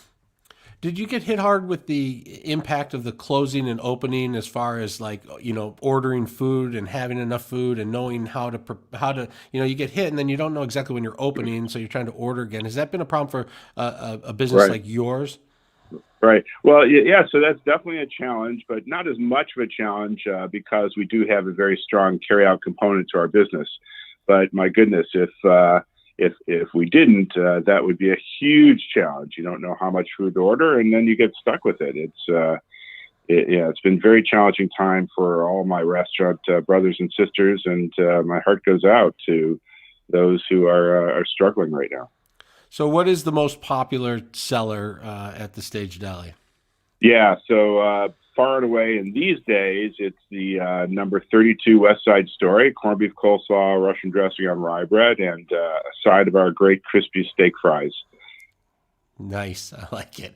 All right, and you guys are open. What are your hours? Yeah, so we're open during the closure time. We're open 11 to 8, 6 days a week. We're closed on Monday. And we've got a lot of specials going on for Hanukkah, for Christmas, for New Year's. And I just suggest that people check our website, thestagedeli.com, to keep abreast of all the great offerings. All right. Steve Goldberg, owner of Stage Deli in West Bloomfield. Thanks for being on the show. Thank you so much for having me. Have a great day. All right, you too. Right now, we're going to check WJR's Business Beat with Jeff Sloan, founder and CEO of Startup Nation, to spotlight the entrepreneurial tech and startup community right here on WJR. Good morning. If you're a business owner, it's important to establish your expertise relating to what you sell. And the way to do that is to create and distribute relevant content. When you do that, in addition to building awareness, you build customer confidence, and that leads to sales. One of the most popular ways to do it is with a podcast of your own. Look, creating a podcast is easier than you may think. There are turnkey production systems today readily available and very affordable. And there are many tools and platforms available to you to promote and distribute your podcast as well. Now, to be clear, we're not asking you to become a major podcast star with millions of followers. Rather, this is the type of podcast that you could simply keep on your company website so customers can tap into your wisdom and so you can drive sales as a result. You see, podcasts are very powerful because rather than simply written text on a page, you're able to be more human and more relatable. Because with podcasts, people hear you expressing your ideas in your voice. And if executed in a very natural, authentic way, in an unscripted manner, it's a more effective medium to drive affinity, and affinity drives sales. To put the power of podcasts in perspective, according to Omdia Tech's recent report on podcasting, global podcast ad revenue is forecast to reach $1.4 billion this year. So get set up to record, Create an outline of what you want to cover in each episode, find a relevant guest to interview, and lay it down. Then post it on your website, distribute sound bites, and advertise on popular social media sites, and even promote it in your store. So put the power of content marketing with you as the expert to work for your business. And as a central part of that, go with the power and growing popularity of podcasts to engage your customers and gain their confidence so you can drive more sales. I'm Jeff Sloan, founder and CEO of StartupNation.com, and that's today's Business Beat on the great voice of the Great Lakes, WJR. This report is sponsored by Compassion International. We're all feeling the weight of COVID-19, but for kids in poverty this Christmas, things are desperate. Bring joy to a child when you make your special year-end gift to Compassion International. Just text GIFT to 83393. That's GIFT to 83393.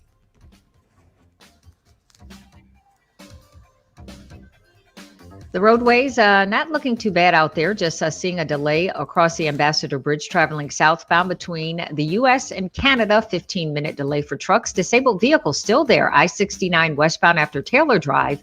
That's in St. Clair, blocking the right shoulder. Now, WJR Weather First from the Weather Channel, sponsored by the National Electrical Contractors Association, NECA, and IBEW Local 58. Put the expertise and skill of NECA signatory contractors and IBEW electricians to work on your commercial, public, industrial, or residential construction project. Safety and proper PPE use matter more than ever. Start safe, stay safe. Visit poweringmichigansfuture.com. As I mentioned yesterday, storm track staying south of us. No big storms, just chilly to colder over the next few days. Today, a mix of clouds and sunshine. After a cold start, we'll wrap it up near 40 later. Tonight, settling back to about 31. Considerably cloudy tomorrow in the low 40s, then colder over the weekend with highs in the mid-30s. From the Weather Channel, I'm meteorologist Ray Staging on News Talk 760 WJR. Hi, folks. Four-time Stanley Cup champion, Darren McCarthy. Your next guest is there. Cool. Can you have Brian take care of that for me? Brian, take care of what for you? Oh, I just sent a private chat message. Just coming out of the commercial. Just go right to clip 6. Brian will play it. He sees it. Y'all look at the private chat, Brian. I like from the Stage Deli the Dinty Moore sandwich. Oh, I saw that. Yeah, But I haven't had it, but I saw it. But I get some crooked looks because I don't like Russian dressing, and I ask for mayo instead. And they're like, I don't get Russian dressing anywhere ever except if I'm at a deli, and I just trust them that it's going to be amazing. Yeah. But I wouldn't have it a lot. I wouldn't order it all the time. And it's got to be lean corned beef, not just regular, but lean corned beef. So. But then they had they had so many. They have so many different options. It's so hard because you like to go get you like to get what is most popular or what their specialty is, you know. But then you're looking at that menu and you're like, oh, well, that looks pretty good too. Yeah, that's a really good deli. That's like at Redcoat Tavern. Do you ever go there? Yes. So I've been there 1,000 times. I don't think I've ever ordered anything other than their Redcoat burger because it's so good. I like I think it's called the Piedmontese burger or something like that. Yeah, it's still a burger though. But that one is really good. But they have sandwiches and other things on their menu, and it's like I just can't. It's like when I go, I want that burger. I can't get away from it. I go to the one in West Bloomfield more than I go to the one in Royal Oak. But yeah, I go to the one in Royal Oak. I just like that old atmosphere from the 70s, and when I go out in West Bloomfield, I feel like I'm at whatever. Right, sure. Modern times. We never earn commissions on trades. So what's in it for you? Fisher Investments fees are structured so we do better when our clients do better. When it comes to helping clients achieve a comfortable retirement, we're clearly different. Visit FisherInvestments.com to find out why investors like you switch to us. Fisher Investments, clearly different money management. Investments in securities involve the risk of loss. Now back to more Paul W. Smith on WJR. Once again substituting, here's Kevin Dietz. That election center in Detroit was a disgrace. You should be ashamed of it as citizens of Michigan. I would be ashamed of it if it was in New York, and it could easily be in New York. And I would do everything in my power to make sure it never happened again. And I would never certify an election or have my name associated with anything that was false. Now, it is your responsibility to do that. Not the governor, not the Secretary of State. You were given that responsibility by our founding fathers. They decided who would be the final arbiter, who should overlook a presidential election. And in Article 2, Section 1, Clause 2, the power is given to you. In the McPherson case in 1892, the United States Supreme Court made clear that you can take that power back any time you want to. Anytime. You can take it back tonight. You can take it back the day before the electors go down to Washington. You can take it back anytime you want. And in case you think it's old law, it was reiterated in Bush v. Gore. You have the right to take it back. You are the final arbiter of how honest or not your election is in your state. And it's your responsibility to stand up to that. And all I can tell you is we let him get away with this. I don't know what happens after this. That was Rudy Giuliani, President Donald Trump's attorney, testifying before the House Oversight Committee in Lansing yesterday. Covering that story for the Detroit News is Craig Mauger. Craig, thanks for being back on the show. We appreciate it. Hey, thanks for having me, Kevin. So a lot of things were said yesterday, but that particular clip kind of gets to the meat of what Rudy Giuliani was trying to say, in my opinion, anyway. That we know that there were some problems, and that those problems need to be examined and looked at and corrected. Now, whether that has to happen before the vote is certified or the 16 electoral votes are put in for Biden or not, I don't know. But what did you make of the overall scene, and then what do you think the meat of the day was for Rudy Giuliani? Yeah, I would describe it as stunning. I've been covering Michigan state government for 8 years. I've never seen a committee meeting like what took place yesterday. And you got the right clip. I mean, that was essentially Giuliani's closing argument, telling Michigan lawmakers that they need to intervene somehow in the results of the presidential election. And then when one of the Republican lawmakers said, "Are you specifically asking us to hand Michigan's 16 electoral votes, which President Donald Trump did not win, to President Trump?" Giuliani said, "No, I'm not asking you to do that. I'm asking you to stand up and take action in light of all this fraud." But it was unclear what action he was specifically seeking, other than them trying to somehow change the results. I mean, it was really a very memorable hearing. It was different for a lot of reasons. Lawmakers didn't ask most of the questions. Giuliani was asking a lot of the questions of the people who were testifying. And just the tone of the meeting. I mean, it was a very contentious meeting where some of the people who were appearing before the committee were essentially going back and kind of attacking the lawmakers. That is not something that is ever usually allowed during a legislative committee meeting. And so, as I listened to Rudy Giuliani, there was a lot of these broad brush strokes, again, about fraud and specific instances and things people saw or thought they saw, or things that happened or they thought happened. But it sort of sounded again like it did in Pennsylvania, just that this look at Detroit, got it wrong. This election was stolen, but not heavy on specific proof of any of that. Yeah, I think that's an accurate assessment. I mean, if you were asleep for the last month as someone who was in Michigan, a resident, you were asleep for the last month and you woke up yesterday and you saw that hearing, you would think, these are some shocking statements these individuals are making. I mean, the fact is a lot of these individuals have had these same claims out there for since the election. I mean, a lot of these claims have been out there. They've been debunked already. A lot of these claims are based around misunderstandings of how elections are administered. I mean, that's the fact of the matter. These are individuals who don't have expertise in how elections work, and they saw things that they think look like fraud, and they're reporting what they think they saw. But when you go and run these claims by people who actually know what's happening with an election, they can tell you that these are not fraudulent acts that are occurring. I mean, that's the fact of the matter. The people who appeared last night don't run elections. They don't have experience running elections. One of them was a subcontractor who was hired to do some low-level form of IT work at the TCF Center. And I mean, I think that would get to my last point is, you know, the TCF Center is where Detroit's absentee ballots were counted. There were 170,000 absentee ballots in Detroit for this election, 170,000. This is where the fraud claims are based, 170,000 absentee ballots in Detroit.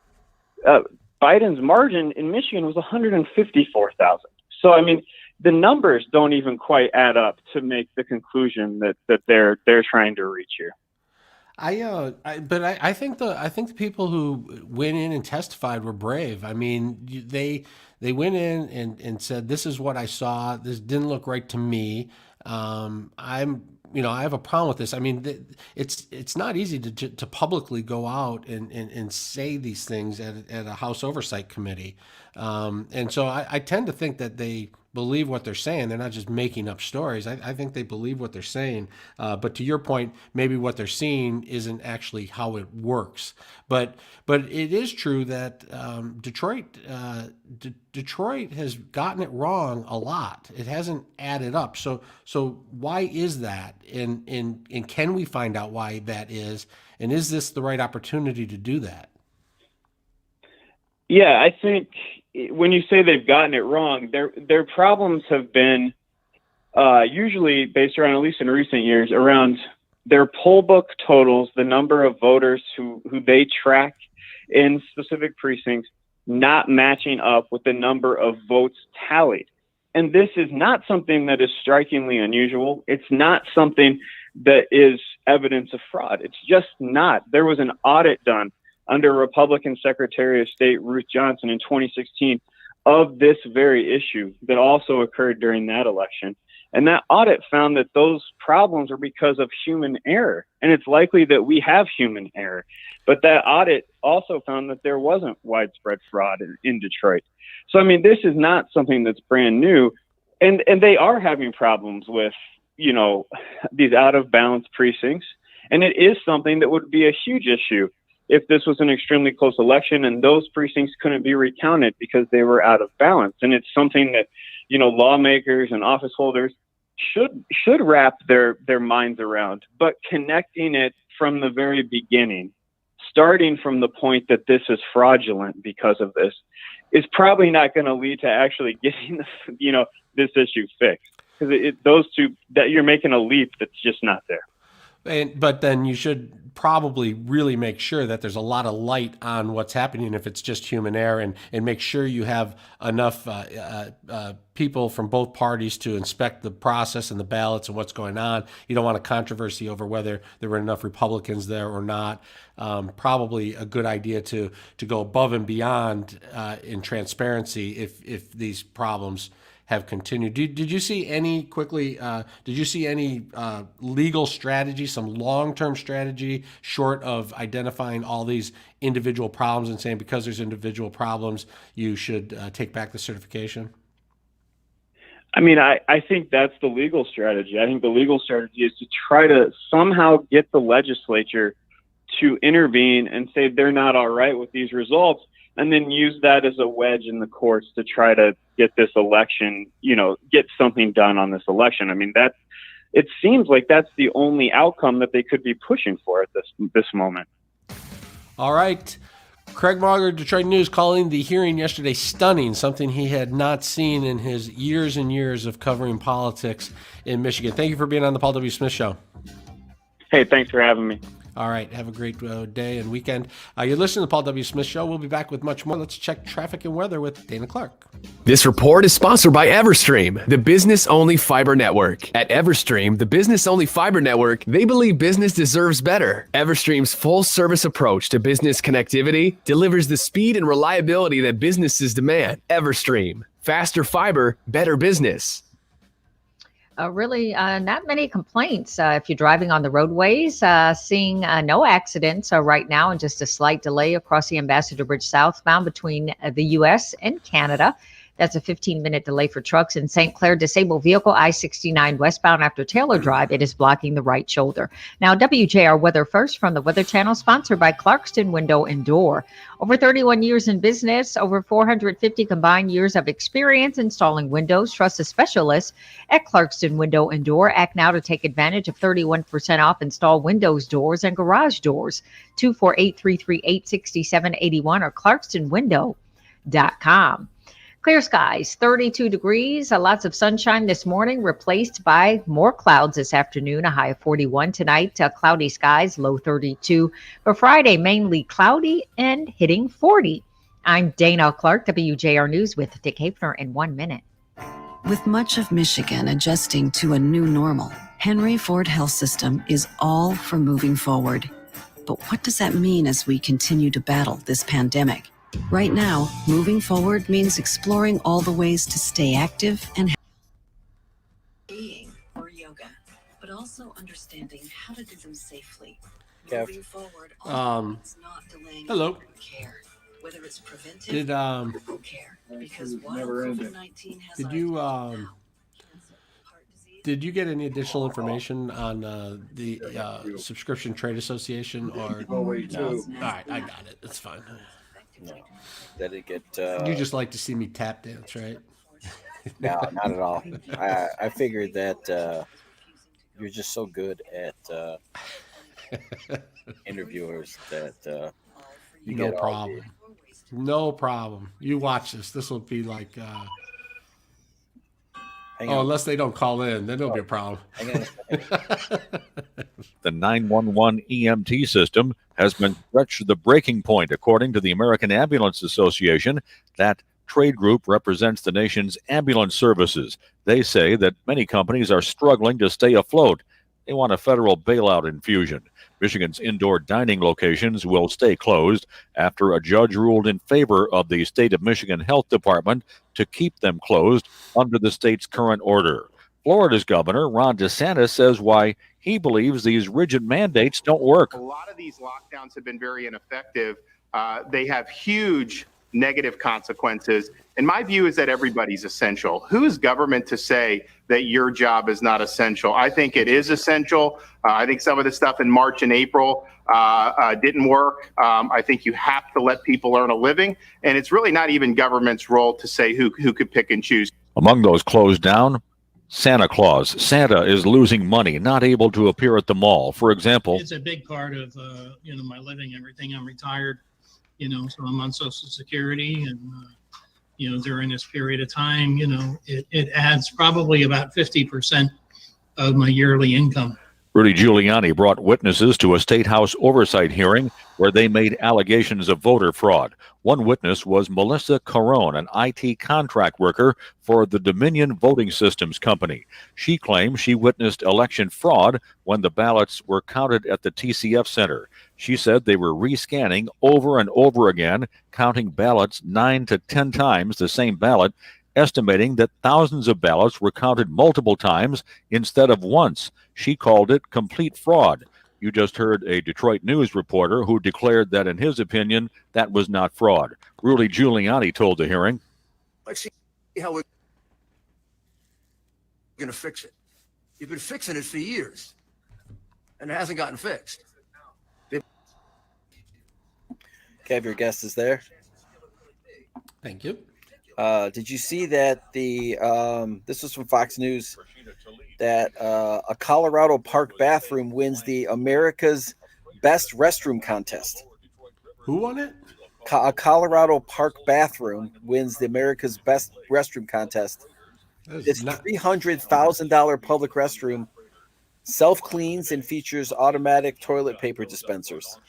I would not expect a public park to be the top spot. It is Secretary of State yesterday, Brian. It is the top spot. 3 o'clock. It's like the rest area at exit 472 has. Right. They had wow. 4 tellers. Yeah, the high-tech restroom self-cleans after 30 uses, and of course, featuring touchless automatic toilet paper, soap, and water dispensers and hand dryers. and an app You can't win. alerts the park maintenance supervisor whenever supplies are running low. So yeah, there you go. And the reason that it won is it went viral this summer after a TikToker featured it in a video and drew millions of views. Wow. So I wonder why they invested that money in it. Why the government? I wonder if they're testing it for other purposes, or if it's a. There's got to be a person. I don't know, but there you go. So that's America's best park bathroom. If you have a favorite bathroom you'd like to nominate next year, exactly. Hit up Dave Rieger at Cumulus.com. Yeah. Oh, that's great. Yeah, they got inside, but it's very fancy. I pulled in the parking lot. Yeah, I'll have to Google that and look that up. Yeah, damn it, very fancy. All right, your guest is there, and we'll be coming back in a minute here. Serving military member, first responder, or frontline worker. WJR's Christmas on Us is brought to you in part by the Michigan Center for Fertility and Women's Health, Warren Consolidated Schools, Oxford Recovery Center, and presented by Ahee Jewelers. Hey, this year, we've all been taking actions to keep ourselves and our loved ones healthy, like wearing a face covering and minimizing contact with others whenever we're out in public. And now that flu season is upon us, my friends at Blue Cross Blue Shield of Michigan want to remind everyone that there's never been a more important time to get the flu shot. It's a smart, safe, and simple way to protect yourself as well as everyone around you. By keeping people healthy from seasonal illnesses like the flu, we can reduce the strain placed on healthcare resources and allow healthcare workers to continue to focus their efforts in the fight against COVID-19. So, this flu season, give it a shot. You can get one at your doctor's office or, like I did, at a participating pharmacy. There also may be additional resources available within your community or through your place of employment. Plus, if you are lucky enough to be a Blue Cross or Blue Care Network member, you can get a flu shot at no cost. So, help do your part in keeping everyone in Michigan healthy and give it a shot. Learn more at bcbsm.com/preventflu. That's bcbsm.com/preventflu. This year, Michigan businesses have had to adapt. And the Michigan Economic Development Corporation was right there alongside them, helping to connect businesses to new resources, meet new partners, and access the additional capital they needed right from the start. If your business needs support to reach its new potential, the MEDC is available to help in any way we can. Contact us today for customized business assistance at michiganbusiness.org/partnership. Now back to more Paul W. Smith on WJR. Once again, substituting, here's Kevin Dietz. You know, for years and years, I used to struggle with what to buy my parents at Christmas time. You know, I'd go to the mall and look around and end up buying something they didn't want or didn't need.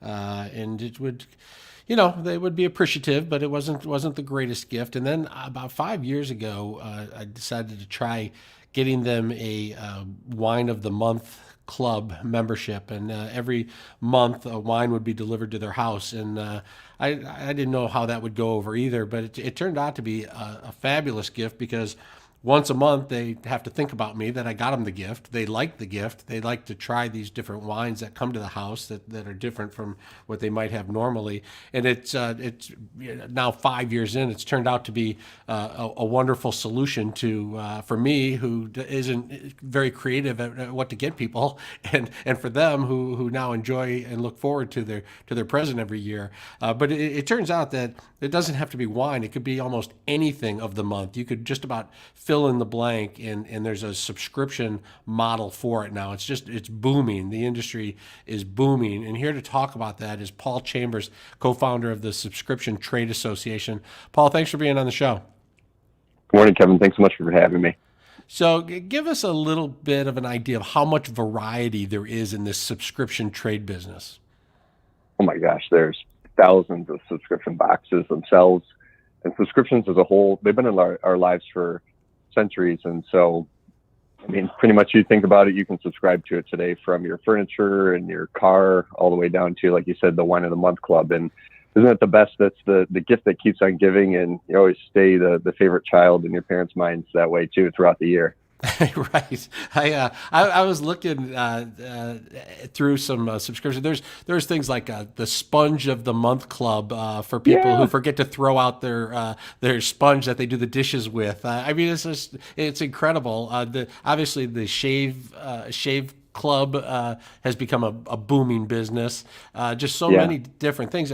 One of the local success stories was the Gentleman's Box, and I believe they just recently sold that company. Tell me a little bit about that story. Yeah, absolutely. Gentleman's Box was a company I'd actually helped co-found 6 years ago with John Hodge and Christopher George, and we were able to build that company and help make any man a true gentleman. You know, so it's a monthly box of socks and ties and pocket squares, things you need to fashion your style going into the office. Now, obviously things have changed throughout the pandemic here, and we're not going in and dressing up maybe as much, but they also added a lifestyle box to that. You could get it quarterly and get things that will help, you discover and delight things using, you need it on a daily or monthly basis in your life to help you, live that gentleman's lifestyle. So it really is. There's so many different ways that subscription boxes can be in your life. And like you mentioned previously, there's the replenishment model where you're going to get razors, you're going to get, new toothbrush every month, or Hubble contacts where you get contacts. And then there's discovery and delight, where it's helping you find products and discover things. So it's really there's a ton of options out there. And how important is this subscription model to businesses? Because I think it's become a pivot for a lot of companies where they say we got to figure out how to get a monthly subscription piece to our company.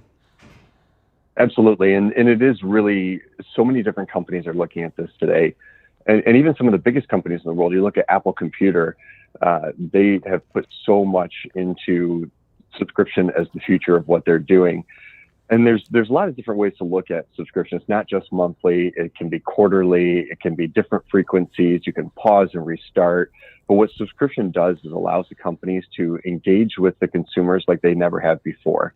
Not only are they, visiting their consumers on a monthly or quarterly basis on a frequency, but they're also collecting a lot of data and information that helps them make the relationship with the customer that much better.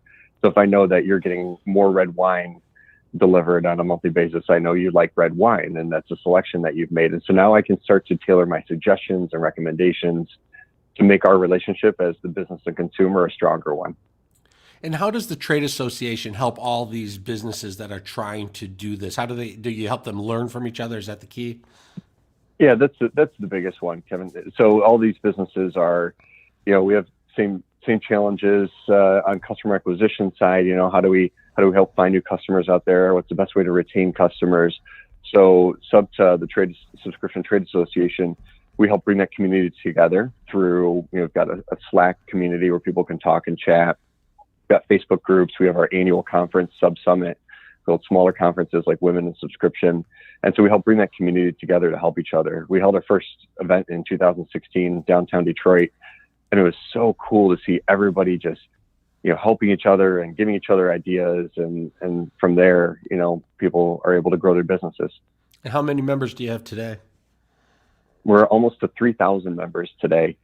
And people can join for free at subta.com. That's subta.com. Get involved in the community. And so we're so excited and so fortunate to be able to continue to grow that community. Yeah, a couple of months ago, I saw you guys somewhere, and I actually went down and I joined that. I don't have a subscription business, but I joined it just because I'm so interested in seeing what's going on there, and I just think it's such an emerging part of the economy. It's really fascinating. I'm amazed at what you guys are doing. I love the local story. And again, how do people find you again? So they can join at subta.com. And as we were talking about holiday gifts earlier, we put a gift guide on our website as well. Some of the best subscription boxes out there at subta.com/gift guide. And there's some really fun ones out there for kids and adults alike. Yeah, it's for me. It's been great. It's worked. It's been win-win for me. So, all right, Paul Chambers, co-founder of the Subscription Trade Association. Thanks for spending some time with us on the Paul W. Smith Show. Thank you for having me. Appreciate it. All right, we're going to check traffic with Dana Clark. This report is sponsored by Compassion International. We're all feeling the weight of COVID-19, but for kids in poverty this Christmas, things are desperate. Bring joy to a child when you make your special year-end gift to Compassion International. Just text GIFT to 83393. That's GIFT to 83393. Seeing slow traffic, Kevin, along 94 eastbound between the Lodge and 75. Construction in the way along 75 northbound between Warren and East Grand Boulevard. Construction has your left 2 lanes closed. That's daily work, 7 a.m. to 3 p.m. That wrapping up today. Seeing brake lights because of that problem. In Detroit, 75 northbound at 94, that off-ramp is closed for construction, 7 a.m. to 3 p.m. also through today. Now, WJR Weather First from the Weather Channel, brought to you by McLaren Health Plan. McLaren Health Plan is helping families stay healthy with coverage for virtual doctor visits, flu shots, and access to over 140 hospitals in Michigan. McLaren Health Plan, the right plan for right now. Learn more at mclarenhealthplan.org. Continue to push clear skies. We head through this morning. See a few clouds mix in at times. A little breeze out of the southwest today near 40. Tonight near 30, 20 suburbs. Tomorrow considerably cloudy, highs in the low 40s. A little bit colder over the weekend, highs in the mid 30s. From the Weather Channel, I'm meteorologist Ray Stagik on News Talk 760 WJR. This is health reporter Lila Lazarus. Every 40 seconds, someone in this country has a heart attack. Even in a pandemic, if you have an urgent situation, St. Joe's emergency rooms are safe and open 24/7. Avoiding the ER or delaying needed procedures could have dire repercussions. St. Joe's has many measures in place to ensure safety of patients and staff, with testing protocols, proper sanitation, and protective equipment. You are safe at St. Joe's. If you have symptoms of a heart attack or stroke, the advice is still the same. Call 911. For St. Joe's, I'm Lila Lazarus. Guy Gordon here for EJH Construction, the trusted team of experts for over 50 years. With COVID cases soaring in the state of Michigan, it's important now more than ever to protect yourself and those around you with commercial or residential COVID sanitation by EJH. EJH isn't just a choice, it's the only choice. For over a decade, EJH has used only EPA-approved hospital-grade botanical products that are safe for humans, animals, and the environment. And the professionals at EJH are rigorously trained to ensure they have the know-how to disinfect your property to guarantee maximum protection. Professionals like Carrie Meisner. We have a vision of building trust. We have a vision of excellent customer service. Having an EJH representative in your corner can make a big difference. In these uncertain times, you need people around you that you can trust. That's why we have chosen EJH to disinfect our studios here at WJR. You should do the same for your home or business. Call EJH Construction now at 800-854-4534, 800-854-4534, or go to ejhconstruction.com. Welcome to Spotlight on the MEDC. I'm Ken Bergolski. The MEDC plays an important role in connecting businesses of all sizes with the resources they need to grow and thrive across the state. Joining us today is Mr. Josh Hunt, the Executive Vice President and Chief Development Officer with the Michigan Economic Development Corporation. Josh, explain the MEDC. We are the lead organization responsible for marketing Michigan and building resilient communities, while also aiming for equitable opportunity for all Michiganders in every corner of our state. So why should a business consider talking to the MEDC? Businesses should choose Michigan for our pure Michigan quality of life. We have a diverse and abundant workforce. We have a business-friendly environment and are close to global supply chain assets. Here in Michigan, we make things, and there is no better place to bring an idea or product from concept to reality than right here in Michigan. What kind of support can the MEDC give to a business who's thinking of relocating to Michigan? We have a carefully cultivated set of tools and programs, whether it's from entrepreneurship and innovation efforts or access to capital. We also support economic growth through our Michigan Business Development Program to create good jobs here in Michigan. To learn more about how the MEDC connects businesses of all sizes with the resources and support they need, go to michiganbusiness.org/partnership. WJR honors our 2020 class of women who lead. 12 outstanding female leaders making a difference in the Great Lakes region. Listen Friday morning as Paul W. Smith talks with this year's honorees about their contributions to the growth and success of our community. Sponsored by General Motors. Do windows talk? Wall side windows do. especially now during the holidays. They send our greetings, communicate our feelings. For 76 years, the Wallside family has proudly made and installed windows to improve your home and brighten your holidays. Right now, save half off every Wallside window plus 5 years no interest. If 2021 is the year to make your home more beautiful, schedule your safe at-home or virtual estimate at wallside.com. At Wayne State University, improving the quality of life at any time in life is what we do best. So if you're ready to make a difference and need to add a degree or finish your degree to do it, there's no better place to be. With more than 350 degree programs, flexible scheduling, and financial aid, no one has more ways to make a world-class education more affordable, accessible, and rewarding. Finish your degree, Warrior Strong. Visit wayne.edu/admissions. 760 WJR celebrates our extraordinary Michigan military, first responders, frontline workers, and their families. WJR's Christmas on Us honors 5 special families and rewards them with gifts, spending cash, and more. Visit WJR.com to nominate a deserving military member, first responder, or frontline worker. WJR's Christmas on Us is brought to you in part by the Michigan Center for Fertility and Women's Health, Warren Consolidated Schools, Oxford Recovery Center, and presented by Ahee Jewelers. Now back to more Paul W. Smith on WJR. Once again, substituting, here's Kevin Dietz. All right, we're going to keep Dave Rieger in here for a second on this segment here because I want him to hold up his sweater. Do you still have your sweater with you?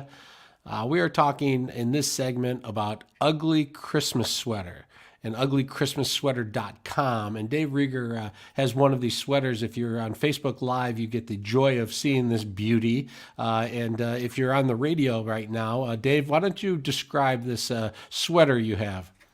This is a ugly Christmas sweater with the Mandalorian and the Baby Yoda.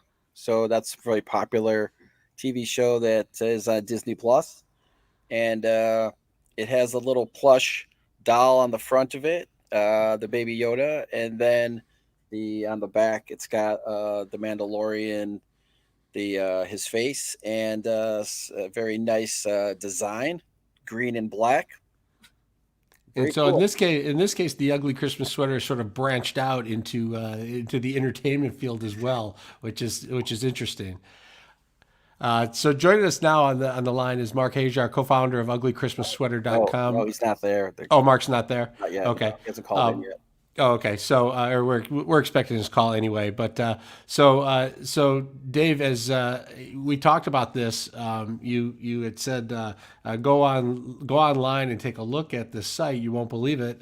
And so I went on it, and I'm expecting to see some Christmas sweater from some movie I saw.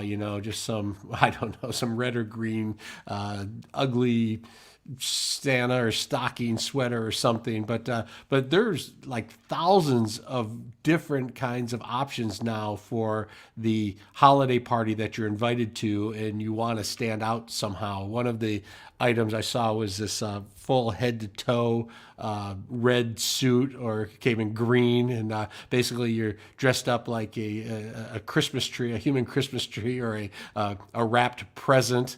I was really surprised at how much variety there is now in this area. Yeah, they've really branched out to all the different types of ugly Christmas sweaters that you can get into music and into movies, pop culture, not just holidays. I think that our guest just called in too. So. All right, we will do that. Yeah, I first saw this on Shark Tank on a different company, but I saw this on Shark Tank, and it was amazing to see how many people responded to the ugly Christmas sweater idea. And Mark Hajar is with us now. Mark, how are you? Thanks for joining us. I'm wonderful. Thank you so much. So we spent the last minute or two describing the Christmas sweater that Dave got in the mail. It's a beauty for sure. And we were saying that when you go online, it's really amazing. It's not like just this concept of one idea of an ugly sweater. You really now can match something to your own personality and really get into this. It's branched out, hasn't it? Definitely, yeah. It started off basically as a trend, and then it turned into an annual thing. So every year in the beginning. In 2012, the company was started, and it was just, we were just thinking, is it going to last another year? And then it just kept going because it became an annual party that people would throw. Yeah, I went to the website, and I'm thinking there'll be an ugly sweater there with a Christmas theme or whatever. But you have head to toe suits that you can buy. You have just all kinds of variety of different things, and it's really just expanded to almost whatever your mind can come up with. How do you decide on designs? You know what? We decided at one point where people just wanted to be the most outlandish and crazy and have the best reaction of others at a party. So we just decided to just go all out and create these wild and crazy designs that would just get a wild reaction from people. So basically, the crazier, the better. I love the business model idea of having something that everyone kind of needs one or wants one, because people get invited to this party every year, and you go look in your closet. It's like, well, I got some ugly sweaters, but they're not going to quite stand out. Or I could make my own, I guess. But you also, there's this problem with it being, one party a year, one time of year. How do you expand it out to hit other holidays, or do you? We do. We started as a Halloween costume company, and then basically turned the trend into ugly Christmas sweaters. So it's kind of like turning into a Halloween type of thing where everyone just wants to dress up, and that's why you see the head to toe suits and things like that, like you were mentioning. Yeah, and it seems like as you get more and more into it, you could keep adding on. You can add a hat on, or socks, or slippers, or any number of things. What kind of reaction do you get when people give you feedback on after wearing one of these sweaters out in public? Oh, it's great. Like we come up with some wild and crazy ideas, like your Elf Yourself sweater this year we came out with, where you could actually take a picture of yourself and your face would be on an elf on a sweater. So everyone just likes that wild reaction when going to parties with something outlandish and different. And is there one sweater that just always sells more? Some, I don't know, a slogan from a famous movie or something. Is there one a big hit every year? Definitely Merry Christmas, You Filthy Animal from Home Alone. Oh, yeah. And then we also have come up with limited edition sweaters yearly, like the Baby Yoda sweater this year. That's a limited edition, just out for 1 year. So those definitely boost up also. Yeah, it's like the NBA teams switching their jerseys or going old school. Yep. So how do people find you, and what's the best way to find you so they can get their Christmas sweater on time? Can they still get it in time for Christmas? Definitely on time. We're a Michigan-based company, so we're actually located in Commerce Township, but you can order sweaters on uglychristmassweater.com. We actually have a production facility in Michigan where some of the sweaters are made, and it's uglychristmassweater.com. Well, that's a nice little URL. Did you guys get that originally on your first shot, or did you have to buy that? We bought it, but we bought it in 2012, so it wasn't much at the time. Before things were crazy. Well, that's great. Well, it's easy to remember. Yeah. Uglychristmassweater.com. I went to the site. There's a lot of selection there. There's a lot of ugly there, but there's a lot of good-looking sweaters too. Just about anything for everyone. Mark, thanks for joining us on the Paul W. Smith Show this morning. Thank you. God bless you. All right. Have a great day. We're going to take a quick break on the Paul W. Smith Show. We'll be back with more. Right now, let's check traffic with Dana Clark. This report is sponsored by Compassion International. We're all feeling the weight of COVID-19, but for kids in poverty this Christmas, things are desperate. Bring joy to a child when you make your special year-end gift to Compassion International. Just text GIFT to 83393. That's GIFT to 83393. Looking at a slow go along 94 eastbound between the Lodge and 75. It is slow traffic there. 75 and northbound ramp to 94. That ramp is closed for construction. That's daily work. 7 a.m. to 3 p.m. That is wrapping up today. Now, WJR Weather First from the Weather Channel, sponsored by Reamer Floors. Shop Karastan's luxury vinyl floors exclusively at Reamer Floors. Luxury vinyl floors by Karastan are better than nature intended. Shop from home at reamerfloors.com or shop in store by appointment. Reamer Floors on Telegraph in Bloomfield Hills. Starting off with lots of sunshine today, more clouds this afternoon. Your high 41 tonight, cloudy skies, your low 32. Clear skies, 32 degrees. I'm Dana Clark, WJR News with Dick Hafner in 2 minutes. Time to get your fix of Lions news. Here's Lions Daily with WJR's Steve Courtney. Well, former offensive coordinator Darrell Bevell has been installed as the interim head coach of your Detroit Lions. Earlier in the week, he ran down his expectations for this Lions team. It's for us right now to pick up where we are, and we got 5 opportunities left. I'm super excited to lead them in those five opportunities. Oh, that's cruel, but like, have them in their fucking game. So, USA Today came out with the story that the college majors that do not that yield that don't yield the highest wages.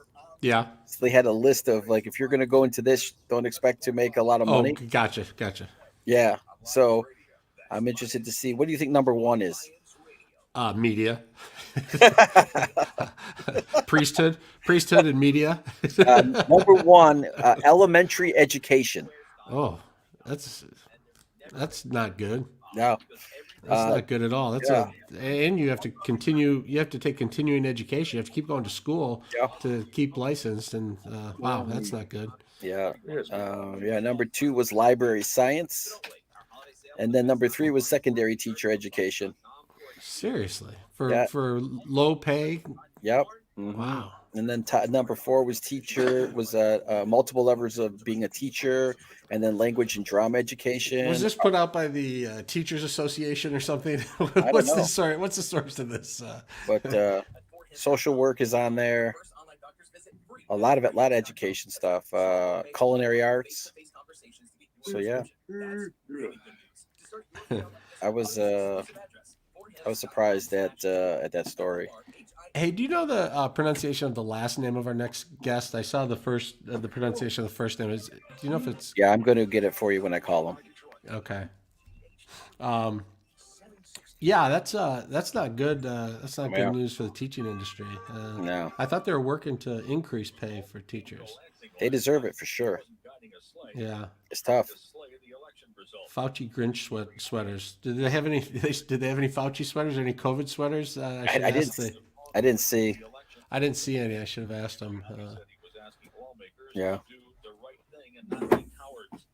It's probably interesting to try and pick what to do as the topical one of the year, like the Baby Yoda. Yeah, that's got to be tough to. Yeah, whatever the hot. Do you do a Trump one? Do you do a Biden one? Do you stay away from politics, or do you get into it? Right, whatever the hot pop culture trend might be, to have for the popular sweaters. Yeah, that's like when adults or college kids go dress up for Halloween. They try and like think of what the big news story was or what the big entertainment story was. Right. But when you have to manufacture a bunch of sweaters to match it, you want to get that right. Right. Or like trying to pick out that that Halloween costume that what was big for the year. Yeah, one of my friend's kids was dressed up as Donald Trump, but he had an IV with a Clorox bottle. Oh my God! It was like, wow, like that's really detailed. That's hilarious. It was great though. I mean, Halloween was fun as a little kid, and Halloween was fun in college. Yeah, it was that's a great holiday. Never too old to go trick or treating. No. I'm going to go and get the guest on the phone for you. All right, here. Great. Thanks. Bars, the association lost a federal court lawsuit in Grand Rapids. Dr. Fauci acknowledges that states have the freedom to do what they want. There have been over 2,000 people died yesterday. There are 99,000 people with COVID-19 in the hospital. There are between 100 and 200,000 new infections each day. and there are 270,000 deaths. That's serious stuff. So when someone wants to temporarily close down a bar, that's not a bad thing to do. A coal freighter that ran aground in the lower Detroit River near Grosse Ile is causing a logjam for other vessels. It's still stuck there. Tugboats are expected to free it up today. J.L. Hudson Jr. inherited the Hudson's department stores. He eventually sold it to the Dayton Hudson Company, and then Mr. Hudson became a full-time community leader and helped establish the Hudson Weber Foundation, which has supported Okay, correct pronunciation, Kevin. Ami Kassar. Kassar, okay. Yep. And we'll be ready to go in a couple minutes here, okay? All right. WJR News. More coming up with Kevin Dietz. WJR is partnered with Toys for Tots to collect toys for the annual toy drive. COVID-19 has left families out of work, with reduced income, and in need of more help than ever before. We're asking for toys to help make sure kids still have something to open this Christmas. Drop off a new unwrapped toy Saturday, December 5th and Sunday, December 6th from 9 a.m. till 6 p.m. at Nino Salvaggio's in Clinton Township or Home Depot in Woodhaven. For more information, including other ways to donate, visit WJR.com. This year, Michigan businesses have had to adapt, and the Michigan Economic Development Corporation was right there alongside them, helping to connect businesses to new resources, meet new partners, and access the additional capital they needed right from the start. If your business needs support to reach its new potential, the MEDC is available to help in any way we can. Contact us today for customized business assistance at michiganbusiness.org/partnership. When it comes to your health, nothing is more important. McLaren Health Plan wants to help by covering free flu shots. Call your doctor, pharmacy, or local health department today.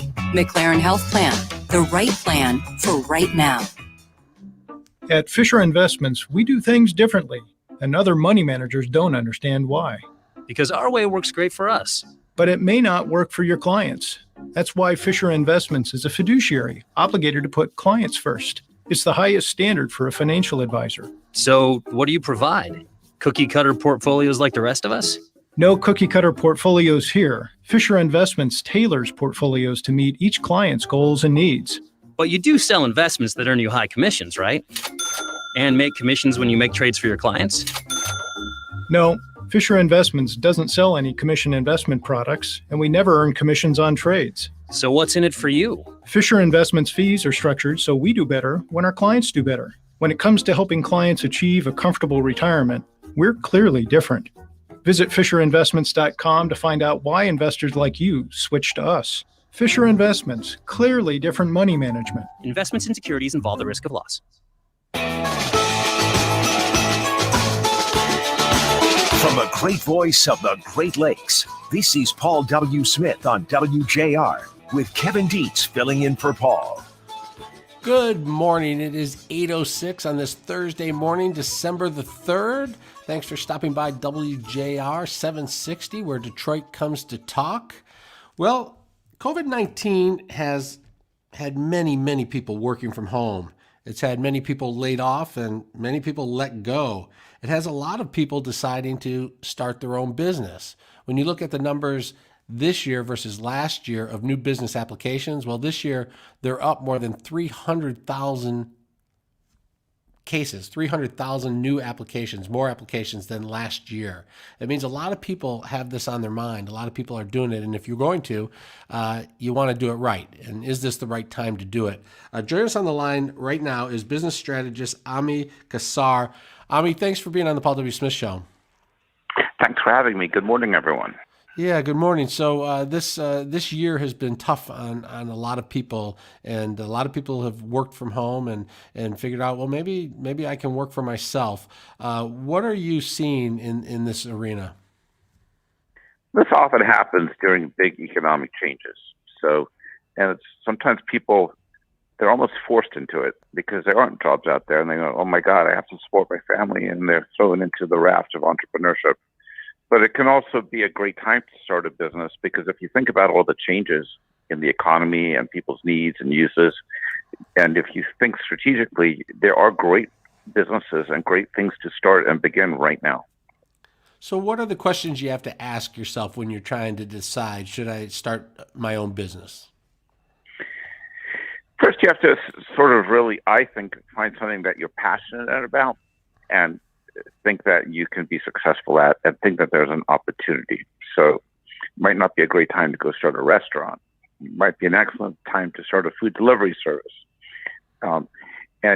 But if you don't find something that you're passionate about also, it's not going to be worth it because it's going to be harder and tougher than you think. So can you see something out there in the horizon of what's happened or happening in the world today and say, wow, that would be that's something that people need today and something that I think I can be good at. My next piece of advice. Go ahead. Sorry. No, that's okay. Go ahead. My next piece of advice is start small and on a shoestring budget. And try to launch it quickly and test your concept. Don't go crazy. The faster and the dirtier you can do it to get it going and just get some traction, in my opinion, the better you are. Should you be discouraged if it already exists? Do you need to find a new space, or can you just do a better job than other people are doing? I don't think so. I mean, it really depends what you are and what you need. You want to start this desperate need for delivery services right now. FedEx routes. Could you? People want food. Maybe you can start a really effective home food delivery service because people don't want to go out to eat in restaurants as much. So I wouldn't be dissuaded that if someone else is doing it, I would be encouraged if there's a new way or a new twist to something that you can do, present in a more pliable way today in this world for people today. So you decide to pull the trigger. What do you need to do? What boxes need to be checked to start your new business? Yeah, so I think you need to be realistic with yourself about how long it's going to take. I strongly encourage folks to go visit a local SCORE office or small business development center. Put together a mini plan. It doesn't have to be beautiful or 300 pages, but have some ideas about the fundamental business blocks.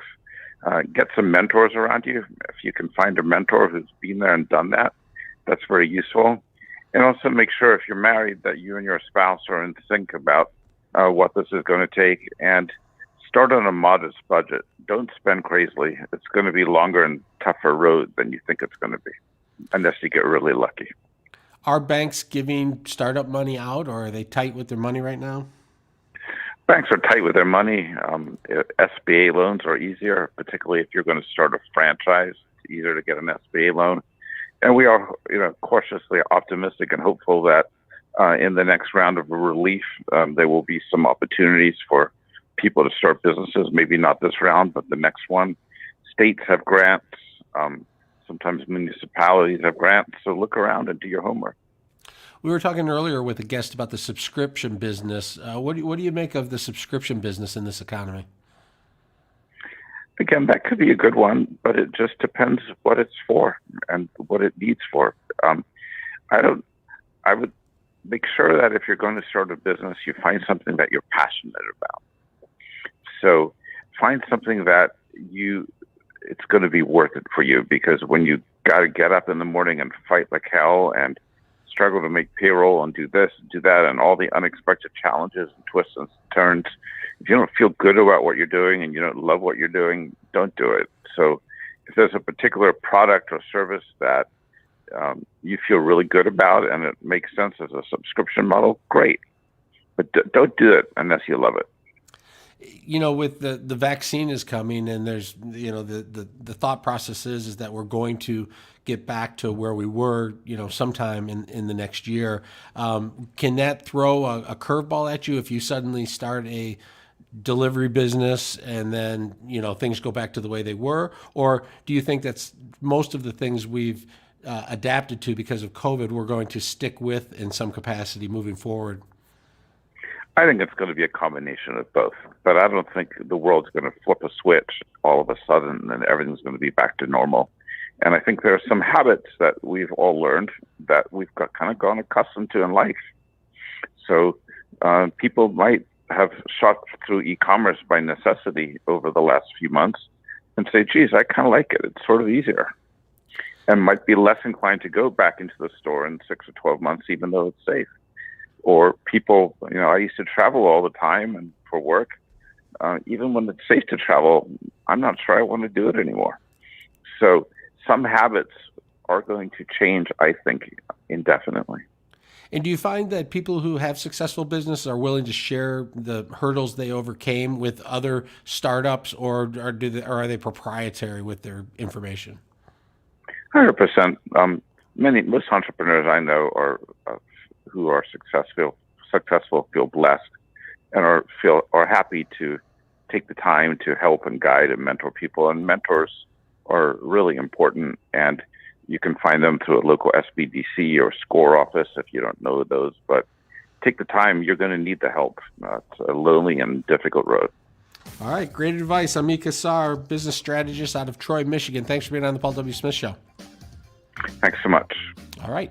We'll take a quick break and be back with more. Right now, let's check traffic and weather with Dana Clark. This report is sponsored by Dell. We have a special announcement from Dell Technologies. Cyber Monday is officially here. You can save up to 50% on powerful computers with Intel Core processors that'll take your small business to the next level. Call 877-ASK-DELL or go to Dell.com/SP Cyber Monday. Accident to Kevin along 75 southbound after Dix Highway. Wreck there is blocking the right lane. Slow drive 94 eastbound between the Lodge and 75. Now, WJR Weather First from the Weather Channel, sponsored by Capital Grill Holiday Gift Cards. This year, make everyone happy with a Capital Grill gift card. The gift card with no restrictions. Buy $500 or more in Capital Grill gift cards. Get 10% in bonus gift cards. A Capital Grill will also include a mahogany case with 4 perfectly balanced steak knives. Call 248-649-5300 now. Dry, cold weather and getting reinforced with the cold by the weekend. Sunshine and clouds around today. Similar temperatures this morning to yesterday morning. High near 40 this afternoon. Tonight, some clouds 31, suburbs 20s. Friday, considerably cloudy 42. Saturday and Sunday, mid-30s. From the Weather Channel, I'm meteorologist Ray Stagik on News Talk 760 WJR. How did we ever come to the belief that we have no control over the inevitability of heart attack or stroke? That it was somehow predestined in our genes, inherited, or inevitable due to some random chance that outsmarted the medical field. We've come to accept these two fallacies, but the fact is that heart attack and stroke are 100% preventable, and cardiac disease is reversible. It's not in the genes, it's in your profile. It's time to take charge of your health. Call Dr. Brian Collender at 866-KOLENDER. WJR honors our 2020 class of women who lead. 12 outstanding female leaders making a difference in the Great Lakes region. Listen Friday morning as Paul W. Smith talks with this year's honorees about their contributions to the growth and success of our community. Sponsored by General Motors. WJR is partnered with Toys for Tots to collect toys for the annual toy drive. COVID-19 has left families out of work with reduced income and in need of more help than ever before. We're asking for toys to help make sure kids still have something to open this Christmas. Drop off a new unwrapped toy Saturday, December 5th and Sunday, December 6th from 9 a.m. till 6 p.m. at Nino Salvaggio's in Clinton Township or Home Depot in Woodhaven. For more information, including other ways to donate, visit WJR.com.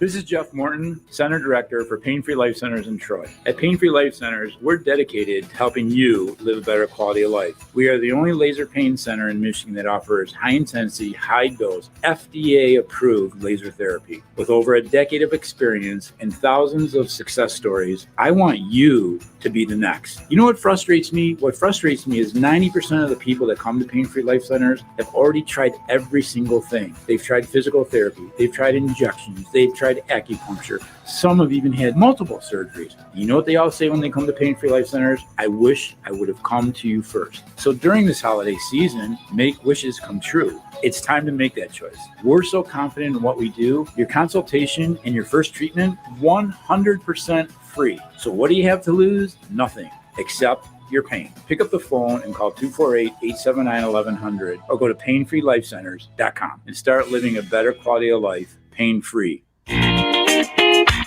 Hey, Ken, our team partners tell me how great our listeners are and want to thank them for their business through these challenging times. Having your own business can be very challenging. Well, if you or someone you know owns a residential or commercial construction company and are looking to grow by reaching the best radio listeners in the world, Visit theinsideoutsideguys.com. The Inside Outside guys are here to help your business grow. That's theinsideoutsideguys.com. The Inside Outside Guys is brought to you in part by Waterwork Plumbing. Plumbing, sewer, or drain problems clogging up your time? Rely on Waterwork Plumbing's 24-hour service and friendly plumbing experts to restore your pipes to perfection.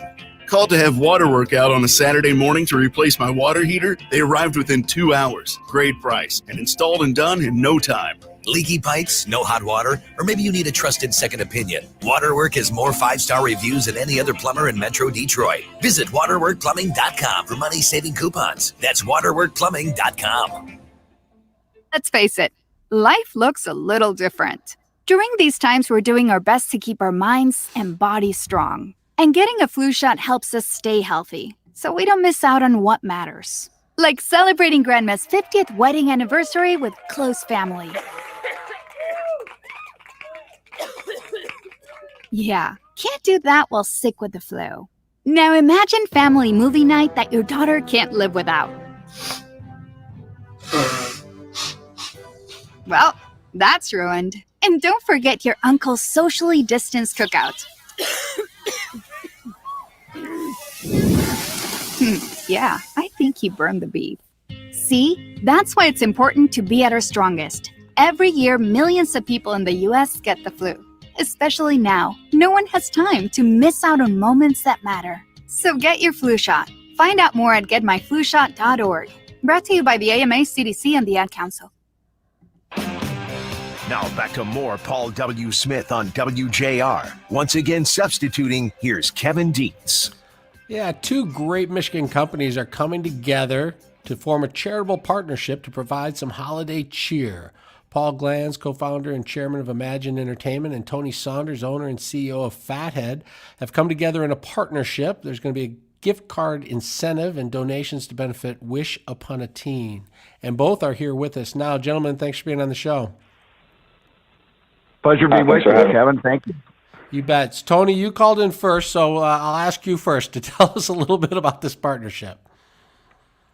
Well, we're really excited to partner with Imagine. We've been a big fan of the brand. We reached out to the brand to figure out how we can collaborate. And, such a great company, such a great Michigan company. We came up with the idea of partnering together to, one, put some Paul products on our website, and two, figure out a great cause where these items can benefit others. And so we've partnered with Wish Upon a Teen for Design My Room Takeover, and we hope to donate the proceeds that we gain from these products to this organization and finding other ways to benefit such a great cause. Paul, it's been such a tough year for your industry. It's great to see you still in the charitable mood. What made you want to get involved, and how are you going to help people here? Well, Kevin, I'll tell you, we were deeply honored to be working with Tony and Fathead. The fact is that no matter how challenged one might be, there's always folks that, could use the help more than you. And the thought that, we could help in some way to benefit those in need, notwithstanding our circumstances, is really a privilege. And again, it's really a unique privilege to be working with Fathead. It's a great brand here in Michigan, great national brand, international brand, and we just couldn't be more honored but to be working with them. Tony, how does working with another company help you guys even reach more people in helping other people who are in need?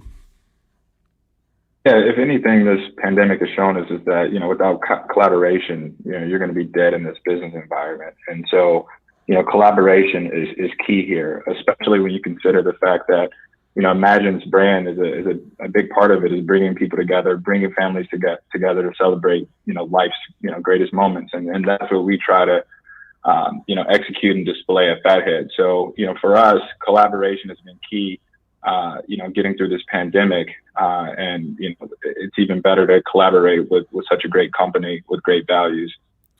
Paul, tell us a little bit about Wish Upon a Teen and why you decided to work with their organization. We've had the privilege of working with Wish Upon a Teen for several years now, Kevin. It's an organization that tries to ease the pain of hospitalizations and for children and young people.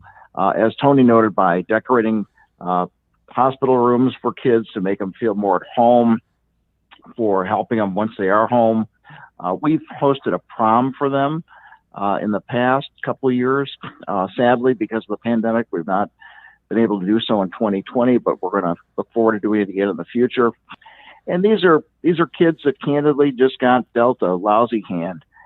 And so to the extent that we can bring some happiness to their lives, that really is consistent with our mission in life, which is to, bring happiness to people. Yeah, that's so important for those kids and people who are in that situation. Tell us how we can help, because you guys can only help as much as we help you, as we get involved. So how will this gift card program work? How can we help you? Well, if you are so inclined to buy a $40 or greater gift card to Imagine, then you're going to have the opportunity to secure a $10 gift card gratis from Fathead. And then if you decide to use that $10 gift card to buy a Paul Glantz Fathead, now mind you, I understand that might be a stretch for a lot of people, but if you do, then Tony, you're going to be donating the net proceeds to Make-A-Wish, right? To Wish Upon a Teen? Yeah, absolutely. And we're going to find even, greater ways to partner with Wish Upon a Teen. But I think you said it very well, Paul. Yeah, I can see a Paul Glantz bobblehead on my desk. I'm trying to envision a fat head covering my entire wall. I could get my head around it. I could see that. It's for a good cause, right? That's right. Just check it out. He looks good on our website, so we're happy to have him there. Yeah, and Tony, what are some of the big sellers on your website? Does it change every single year? It seems like there's such a wide variety from where Fathead first started. Yeah, from a volume perspective, our biggest part of our business is our custom business. Folks, especially, during this time where you can't touch and see loved ones, they're always trying to find a way to bring loved ones into their house and to celebrate children. So our custom products are always our biggest seller by volume. But, the other items, as you would imagine, especially during the holiday time, we have a great, Disney collection. We have all of the major sports leagues on our website, and, moms and dads are looking for their perfect gift. So, it stays pretty consistent, but, I think this pandemic has really shown that this custom business of ours is really grown, because people want to find a way to bring their loved ones into their home and to give, folks that they love a piece of them. And so that's been a great part of our business. Yeah, my kid's 25 now, and I think his favorite Christmas gift of all time was two fatheads of basketball players that were on his wall for years. He was pretty sad when we moved and had to take them down. He'd probably like them in his new house now. It's great. Paul, you guys going to make it through this shutdown? You're going to still be there for us when things get back and the vaccine is distributed and we can all come back to the movies again? God willing, Kevin. We're very fortunate. We've got some terrific bankers and marvelous investors who have hung by us, and I remain optimistic. Well, two fabulous companies, Imagine Entertainment and Fathead. Guys, this is a great cause. Wish Upon a Teen. If you're not familiar with it, go look them up online. Wish Upon a Teen just does fabulous work. And here's two companies helping them help more people during this holiday season. Paul Glantz, Tony Saunders, thanks for being on the Paul W. Smith Show today. Thanks for having us. All right. We appreciate all the work they're doing. And if you want to help them, we'll put a link on our website at WJR.com to help you find your way through that. Right now, we're going to take a quick break, check traffic and weather with Dana Clark. This report is sponsored by the Exergen Temporal Scanner. These may be uncertain times, but what is certain is that every family needs a reliable thermometer. Protect your family with the Exergen Temporal Scanner, the only home thermometer used and recommended by hospitals, physicians, and clinics. Stay safe with Exergen. Accident along 75 southbound after Dix Highway. It is blocking the right lane. Now, WJR Weather First from the Weather Channel, sponsored by McLaren Health Plan. McLaren Health Plan is helping families stay healthy with coverage for virtual doctor visits, flu shots, and access to over 140 hospitals in Michigan. McLaren Health Plan, the right plan for right now. Learn more at mclarenhealthplan.org. Mostly sunny. Need the sunglasses to kick off your Thursday. Expecting those clouds to roll in this afternoon. So if you get a chance, get out and take in some vitamin D. We will hit a high of 41 today. Tonight, cloudy skies, low 32. For Friday, mainly cloudy and a high of 40. I'm Dana Clark, WJR News with Dick Hafner in about 3 minutes. Hey, Ken, our team partners tell me how great our listeners are and want to thank them for their business through these challenging times. Having your own business can be very challenging. Well, if you or someone you know owns a residential or commercial construction company and are looking to grow by reaching the best radio listeners in the world, visit theinsideoutsideguys.com. The Inside Outside Guys are here to help your business grow. That's theinsideoutsideguys.com. The Inside Outside Guys is brought to you in part by Waterwork Plumbing. Plumbing, sewer, or drain problems clogging up your time? Rely on Waterwork Plumbing's 24-hour service and friendly plumbing experts to restore your pipes to perfection. Called to have Waterwork out on a Saturday morning to replace my water heater? They arrived within 2 hours. Great price and installed and done in no time. Leaky pipes, no hot water, or maybe you need a trusted second opinion. Waterwork has more 5-star reviews than any other plumber in Metro Detroit. Visit waterworkplumbing.com for money-saving coupons. That's waterworkplumbing.com.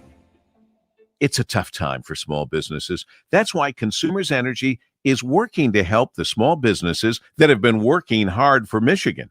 If your business needs assistance, call 800-805-0490, 800-805-0490 for help with a customized payment plan and to learn about more short-term resources available. For more information on ways we can help, visit consumersenergy.com/business. You can count on Consumers Energy. This report is sponsored by Compassion International. We're all feeling the weight of COVID-19, but for kids in poverty this Christmas, things are desperate. Bring joy to a child when you make your special year-end gift to Compassion International. Just text GIFT to 83393. That's GIFT to 83393. The coronavirus surge continues to worsen. Another 200,000 infections were reported yesterday, and other records were set. The U.S. recorded 3,157 COVID-19 deaths and 100,226 hospitalizations yesterday. Both are records. Infectious disease expert and coronavirus task force member Dr. Anthony Fauci tells Fox News that getting back to normal depends on how many Americans get the vaccine. The estimate is that you'll need about 70%, maybe 75% of the people in the country vaccinating to get that umbrella of herd immunity that'll get us really on the road very close to being normal. The FDA meets with Pfizer to review their vaccine data a week from today. Tanya J. Powers, Fox News. The crush of online shopping in recent days has forced the major shipper UPS to delay some of its retail pickups. UPS will stop picking up from many stores every day temporarily to try to catch up. The 911 emergency call system, EMTs, have been stretched to the breaking point. The American Ambulance Association says that many critical services are on the edge. The association represents the ambulance services across the country. They say they're struggling to stay together. The Michigan Restaurant Association lost in court. Now they say they'll focus attention to prevent an extension of Governor Whitmer's administration ban on indoor dining at restaurants and bars. They say they will not appeal. How does the coronavirus vaccine work? Here's WJR's Ken Rogalski. Earlier research in the SARS and MERS viruses has identified a specific protein that has led scientists to the success of vaccines against COVID. Dr. Arnold Monto, professor of epidemiology at the University of Michigan, calls it the spike protein. And once it's injected, it makes the body produce the viral protein to which the body responds. So it's all associated with producing SARS-CoV-2 spike and getting the body to respond. Dr. Monto says the most encouraging aspects is how quickly it works, but the best effectiveness still comes after the second dose. Ken Rogalski, WJR News. President Trump's attorney Rudy Giuliani going before a hearing of the Michigan House Oversight Committee, again raising claims of wrongdoing in the election. He presented witnesses who testified of election fraud, including ballots that were counted at the Detroit TCF Center numerous times, they say, and errors with the counting machines. Democrats called Giuliani's appearance a political stunt. 3M, the maker of Post-its and those N95 masks, is cutting about 3% of the global company workforce. That's nearly 3,000 workers. There's a restructuring going on at 3M. Healthcare sales are way up, but everything else is down at the 3M company. One of the leading companies developing self-driving cars plans a new testing site, Waymo. That's a subsidiary of Google. It's not going to be here. They're going to build that in Columbus, Ohio. The average loan taken out for a used vehicle is now more than $21,000. $21,000 for used vehicles. How long can fish live? Scientists have discovered what they say is the oldest tropical fish ever found, a midnight snapper that was caught off a reef in Western Australia, which is 81 years old, they say. Researchers targeted 3 types of fish that are not caught for commercial purposes, 2 types of snappers and red bass. The age of the 81-year-old snapper was determined by examining the ear bones. Yes, they look at the tiny bones which have annual growth bands. They can be counted like tree rings. That's how you figure out how old a fish is. The Dow Jones futures are up slightly. I'm Dick Hafner, WJR News. More coming up with Kevin Dietz. It's a year in which we've witnessed countless acts of heroism. 760 WJR celebrates our extraordinary Michigan military, first responders, frontline workers, and their families. WJR's Christmas on Us honors 5 special families and rewards them with gifts, spending cash, and more. Join us in our effort. Visit WJR.com to nominate a deserving military member, first responder, or frontline worker. WJR's Christmas on Us is brought to you in part by Guernsey Farms Dairy, McLaren Healthcare, the Beebe family, and presented by Ahee Jewelers.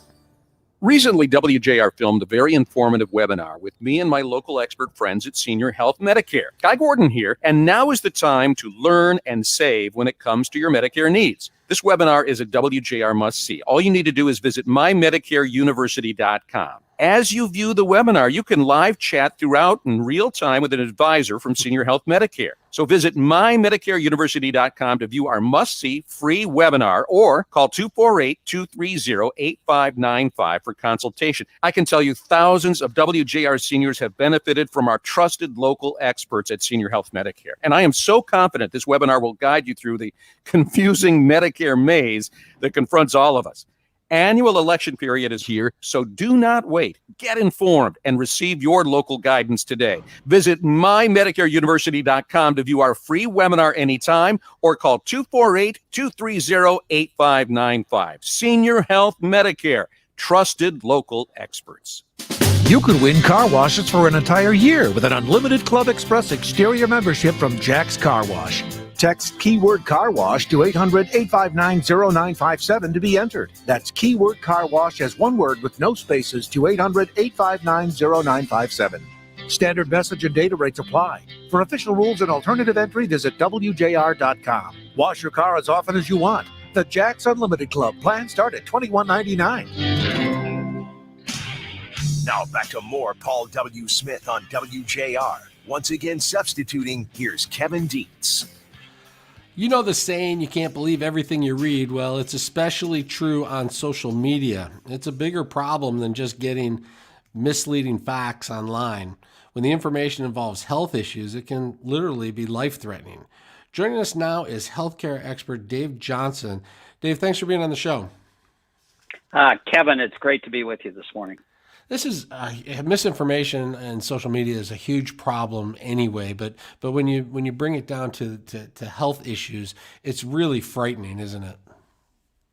It really is, and particularly the anti-vaccination movement, which has some basis in legitimacy or some things to worry about. But we're literally right now going to be in the battle for the hearts and minds and lives of the American people as these very effective new vaccines are coming to the market. So we have to do everything in our power to marshal our forces to get the truth story out, like Superman, truth, beauty, or truth, justice, and the American way. Get the story out.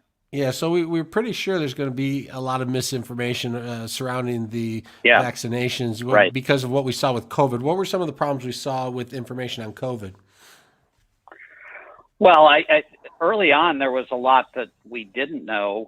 For example, I even heard Bill Gates make the case that early on that we should focus all of our attention on those that with symptoms, but of COVID. But now we know, for example, that transmission of the disease comes from those who don't have symptoms. So there was a lot we didn't know, and some missteps early on. I think now we have a pretty good handle on what the disease is and its impact, but unfortunately, it's just rampaging through the country. We hit record levels yesterday for cases, deaths, and hospitalizations.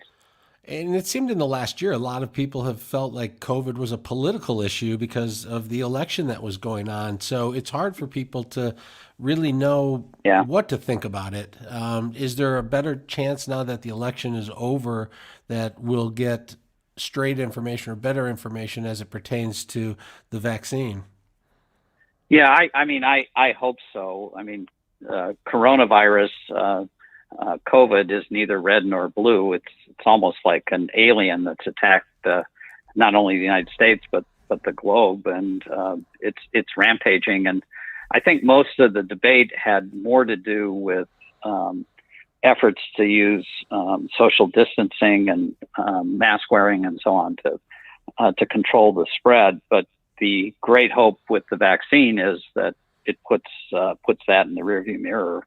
Won't happen immediately, but at least there's light at the end of the tunnel. So that's why it's so important to get the facts out, the science out about these vaccines that are coming to market, and we'll be here by the end of the month. You know, I always tell people, well, make sure you get your information from a reputable source, but it's pretty tricky with this whole COVID situation because what you believe to be reputable sources are putting out information, then changing their minds, and then adjusting it, and you don't know if it's because they're being ordered to do that or because the science is telling them to do that. How do you get the public's trust again coming out of the situation we're currently in? Well, let me first talk about how easy it is to manipulate. So let's imagine that the vaccines were perfect, right? So they work 100% of the time with no side effects, but they're going to be distributed broadly, throughout the United States, and first to healthcare frontline workers, and then to at-risk elderly with multiple comorbidities, so chronic diseases and so on. So it will happen where somebody gets the vaccine and then dies for some reason other than the vaccine, cancer, heart attack, whatever. And those that choose to look at that correlation can really exploit that. So it's coming. We know it's coming. So that's why I say we need radical transparency. If it were me, I'd be shooting videos of every doctor, every nurse, every ambulance driver getting shots. I'd have local statistics, national statistics, available to everybody, like that clock in Times Square that tracks the national debt. We just have to do everything we can to get the truth out there. And maybe the only good thing about the extent to which the virus is rampaging through the United States and through Michigan is that people will be as afraid, or hopefully more afraid, of the virus than they are of the vaccine. The cure in this case is much better than the disease. Sorry. Yeah, it's okay. You watch these commercials for some drug, and they'll say, and then at the end they'll list like 85 things that can go wrong, right? the warning at the end, right? Well, so there are going to be side effects for some people. There's going to be side effects. Some are going to be worse than others. So the thing that seems to be needed is that when that happens, and in that information, don't take the one side effect or the 1% side effect and say, extrapolate that to the other 99%. Yeah, but what people may not appreciate, what your audience may not appreciate, is the extent to which science has advanced in the creation of vaccines. Most people, when they think of vaccines, believe, and this has been the way historically it's been done, you get a watered down version of the virus, and that builds the antibodies, and that obviously has some bad effects on people. But these two new vaccines that are coming out from Pfizer and Moderna are an entirely new way of developing vaccines. They basically use the body's software, its RNA, to develop the attack mechanisms.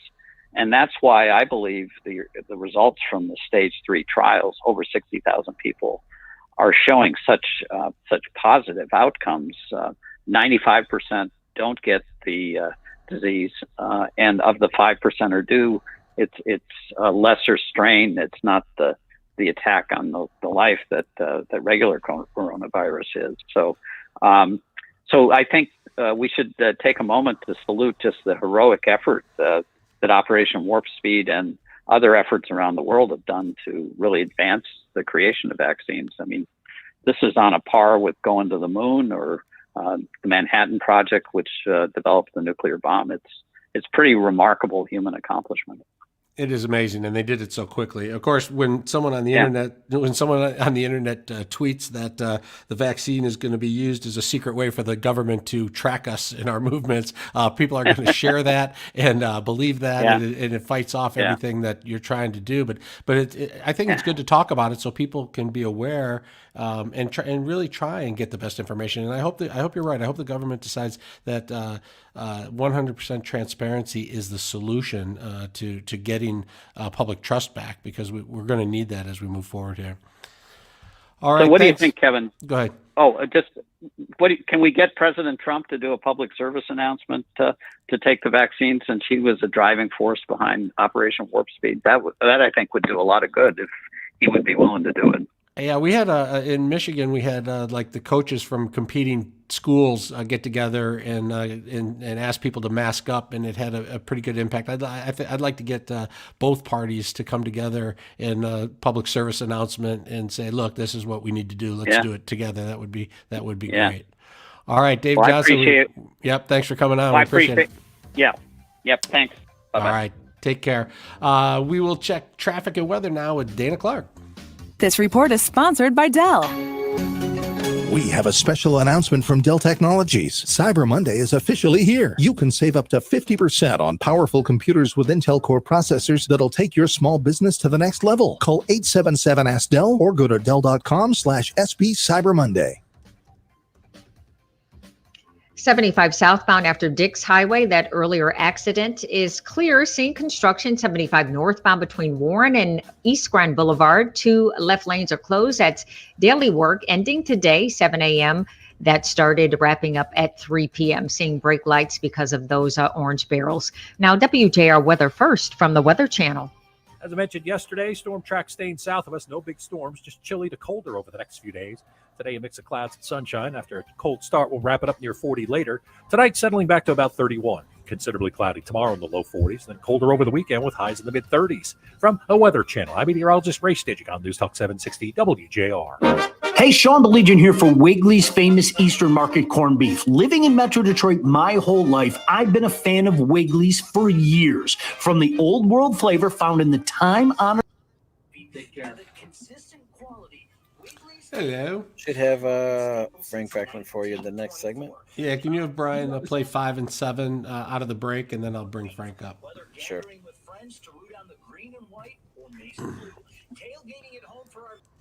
Or celebrating with loved ones during the upcoming holiday season. I invite you to head on down to beautiful Eastern Market and pick up some Wigley's today. Wigley's is cooked to perfection every time. Or if you're really daring and you're the master of your own pet, you can even smoke Wigley's corned beef at home like I do. For more information and market hours, call 888-WIGGLEYS or go to Wiggleys.com. That's Wiggleys.com.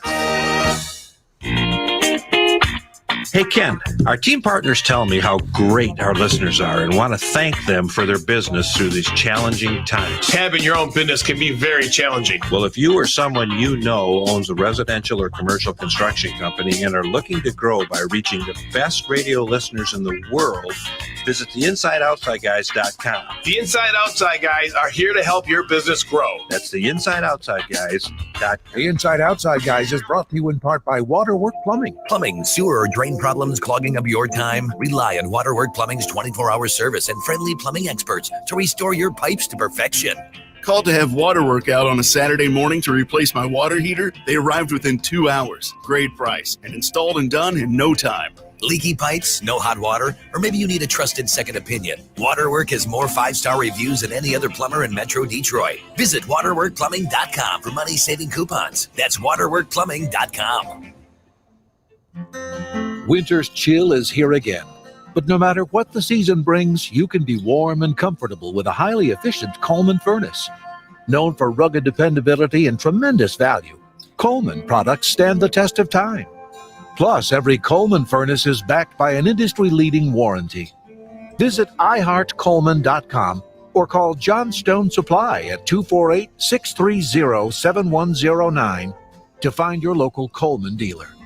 Learn how you could save up to 50% in energy costs this season, and for a limited time, get a 10-year bumper-to-bumper warranty for worry-free comfort.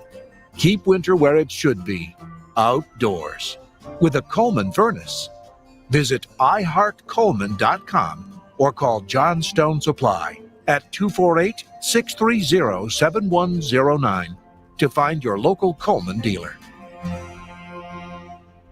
What's the perfect holiday gift this holiday season? Untucked shirts. They're the comfortable, easy-to-wear styles every guy loves. And there's never been a better time to buy because everything in Untucked is on sale right now. Untucked shirts are designed to be worn untucked, so they help guys to look sharp and feel comfortable. Who wouldn't love to unwrap one of our iconic wrinkle-free button-downs, super soft flannels, and our famous polos? So don't wait. Our holiday sale is the best time to find the perfect shirt at untucked.com or at 80-plus Untucked stores. Untucked, shirts designed to be worn untucked. Prescription products require an online consultation with a healthcare provider and are only available if the provider determines a prescription is appropriate. Subscription required. See website for full details and important safety information. Hey guys, good news. The expensive Little Blue pill is now generic, which means the prescription medication to treat ED is super affordable at 4hims.com. And now get your first online doctor's visit free at 4hims.com. That's right. Zero copay, no awkward face-to-face conversations to get your prescription. That's really good news. To start your free online visit, go to this exclusive address, 4hims.com/joy. That's FORHIMS.com/joy. Now back to more Paul W. Smith on WJR. Once again substituting, here's Kevin Dietz. I mean, we can live in this strange world all we want, but we're getting at the point where our freedoms are beginning to be eroded. Our right of free speech has been eroded substantially by the censorship imposed by big tech, big media, big corporations, and the Democrat Party. Our right of freedom of religion, with the ridiculous dictatorial way in which the COVID regulations are imposed on us. They like to be dictators, these Democrat governors. They're taking away our right of the freedom of religion. Those are basically the two reasons we founded this country.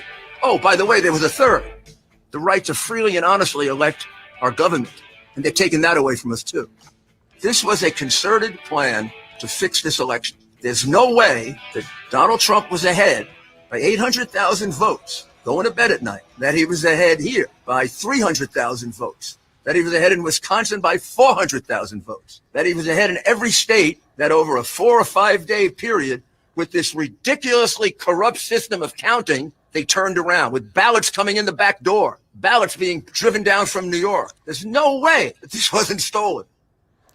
Michigan was in the national spotlight as Rudy Giuliani appeared before the House Oversight Committee in Lansing. Multiple allegations of fraud, but was there enough meat on the bone to make a difference in the election?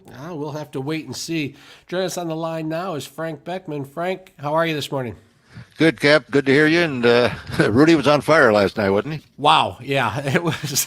It was a show, and the people seemed to enjoy it on both sides. Twitter was blowing up with people saying, "Aha! There's proof that the election was stolen," and on the other side saying, "Where's the proof? I don't see anything." Just look at the Free Press headline. Fiery Giuliani tells Michigan lawmakers election stolen, offers no credible evidence. I know, as he's holding a binder full of sworn affidavits, which is evidence, people's testimony. It's interesting because people I thought people were brave to sit there and say, this is what I saw. This is what bothered me about what I saw. And then immediately, and before they sat down to say that, they knew that the media was going to take their picture and say they don't know what they're talking about, or they're making this up, or, and here people are coming forward, putting their names and faces out there to say, look, I'm worried about the fairness of the election.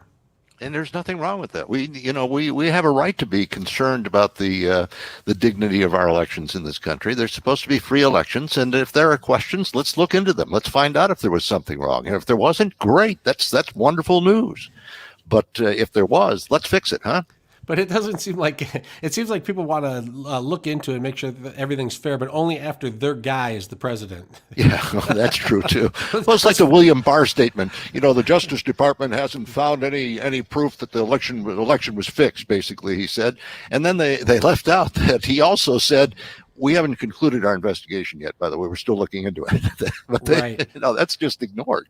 Do you think it's real that people fear their futures, their ability to be employable, if they support Trump and support this effort to examine closer what happened in this election? I think there's a fear out there, yeah, don't you? I mean, like restaurant owners, for instance, who are being ordered to close again here in our state, and they're saying we can't stay in business. You're going to ruin our business forever. You're taking away jobs of Michiganders, and the orders come down anyways. And I think there's a real feeling that this is going to have a permanent impact on our economy here. I look out. Out in Colorado, there's a town you've heard of it, Loveland, Colorado. Mm-hmm. It's got about 75,000 people. It's a little bit, maybe an hour north of Denver.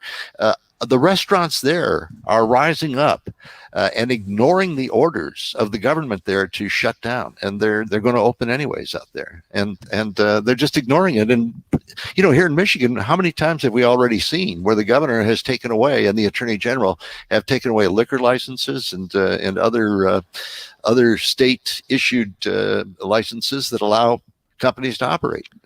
Yeah, it makes me nervous when everyone immediately says, "Hey, look over here! Stop looking over here."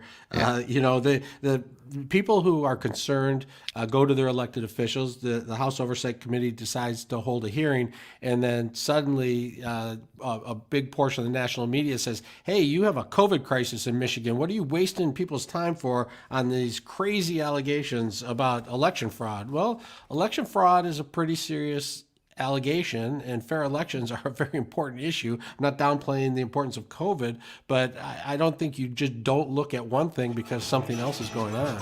No, you're right. We can walk and chew gum at the same time. We're quite capable of doing that. All right. Really looking forward to your show today, Frank. All right, buddy. Thank you. Good job this morning. We'll talk to you later. All right. Take care. That's it for the Paul W. Smith Show. Frank Beckman is on deck. Thanks for tuning in today. I believe Paul Smith is back tomorrow, so listen for that. And I'll turn off my phone while we check weather and traffic with Dana Clark. The Exergen temporal scanner. Okay, Kev, good job. All right, sir. Thank you very much. I appreciate all your help the last couple of days. It was fun. It was fun. Well, we'll talk next week, Friday. Yeah, we got stuff coming up. Let's figure out what to do about that last day thing. Okay, we'll do that. Yep. All right, thanks. Take care. At 94, this is construction. That on ramp is closed at